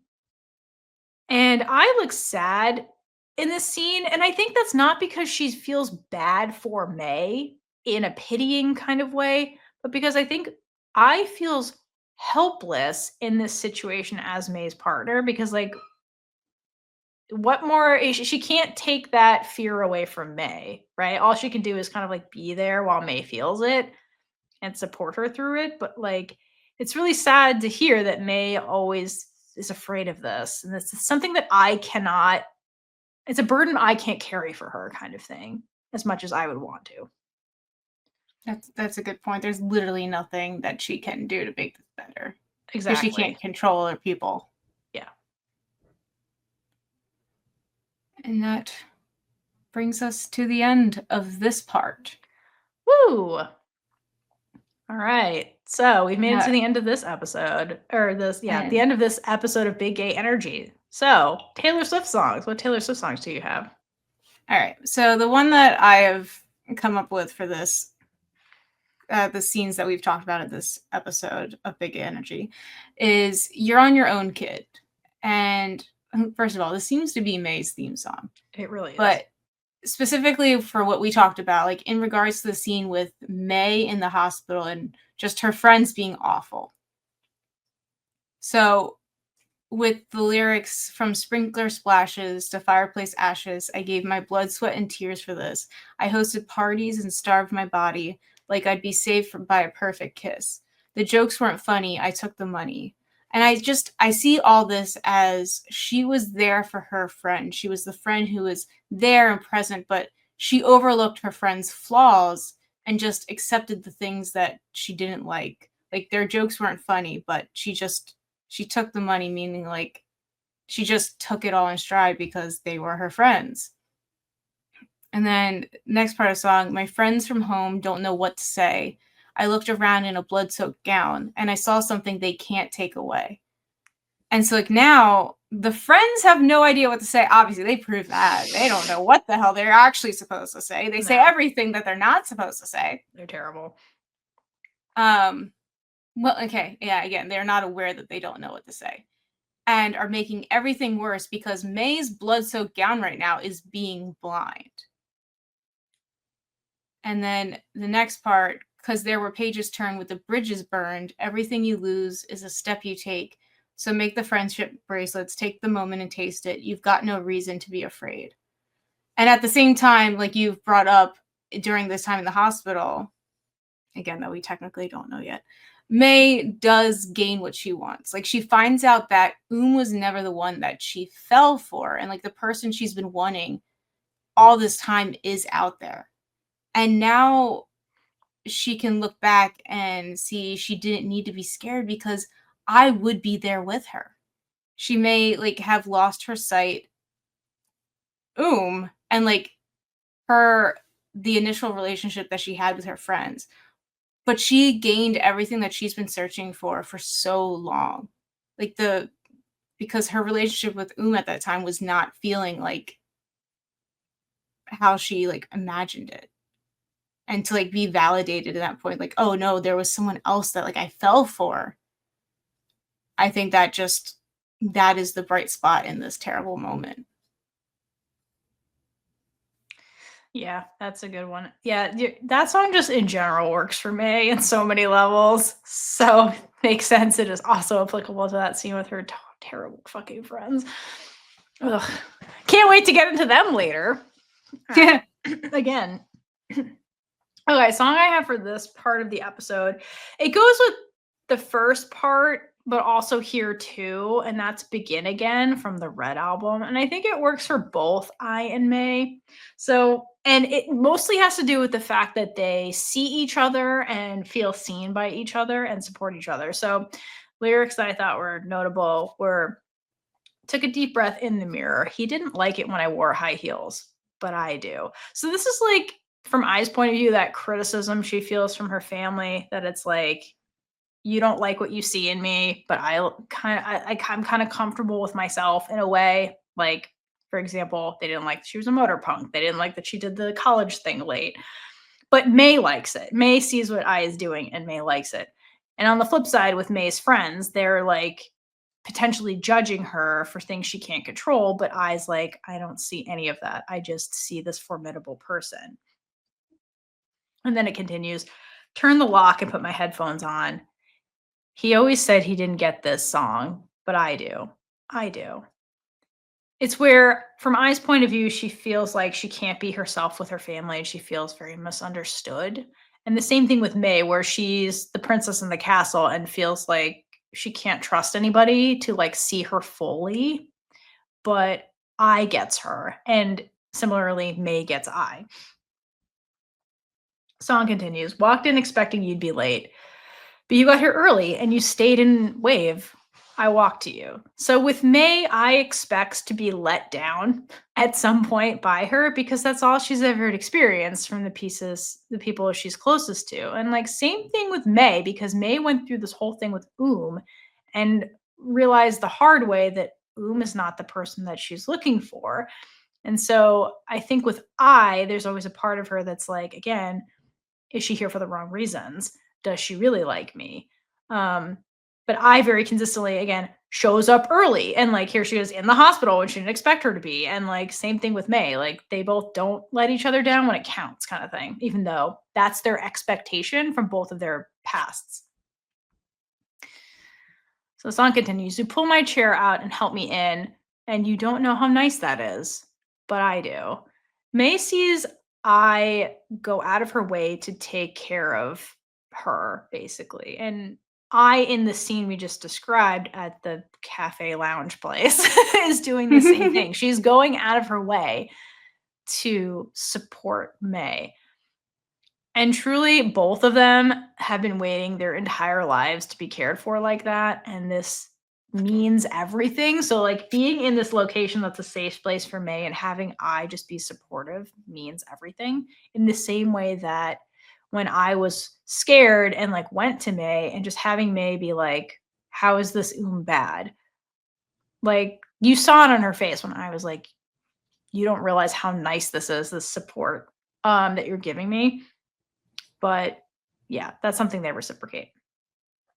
And then it continues, and you throw your head back laughing like a little kid. I think it's strange that you think I'm funny because he never did. So May and I connect with each other on this personal level. And May in particular really enjoys the way Ai sees the world, hence the tell me what you think of this place, Ai. And if you replace humor with like writing, like you think I'm a good writer when no one else did, like you think my dreams are worthy when no one else did, that's another way the two of them like support each other and find it strange, quote, because again, they've never been in a position where anybody genuinely thought that back, kind of thing, or saw them in that way. And then last part is I've been spending the last 8 months thinking all love ever does is break and burn and end. But on a Wednesday in a cafe, I watched it begin again. So from Ai's point of view, May entered Ai's life on a random Wednesday and changed everything forever. And same goes for May, like when they actually first met. And in this part of the series where Ai's opening up about, quote, this May immediately gets what Ai is trying to say and shows Ai that by literally finishing her sentence, because she's the one that actually like says Ai's thoughts out loud. So it shows you how on the same page they actually are when it comes to things that matter. And I think that I felt very seen and loved in that part of the episode where she was confiding in May. And similarly, in this part with May and Ai in the lounge cafe place, Ai is doing the exact same thing back on a Wednesday in a cafe. And like, because after May was burned by all of her friends and also because left me, here's Ai being one to like love her in a real way. And like, it goes to like this is like their healing and moving forward together kind of episode and part of the episode. And like I think the song encapsulates that, like to begin again. That's really great, Faye. That is very fitting for them. I think so. Taylor Swift is very fitting for them. Taylor Swift's fitting for everyone. That's Taylor Swift is most fitting for We'll get into that later.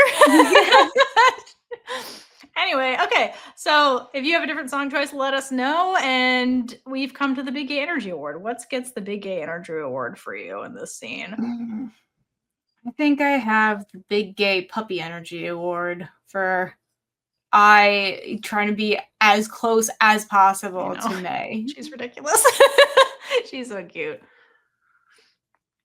For me, it goes to that same scene where May literally finishes Ai's thoughts and is like, you literally do all this shit and still find time to take care of me. How can that be bad? Like that moment, that was very sweet and adorable the way May did that. Yeah. It's just a very sweet scene and funny because it's ridiculous Eyes of a how man. much she gave herself away. Anyway. Yep. All right.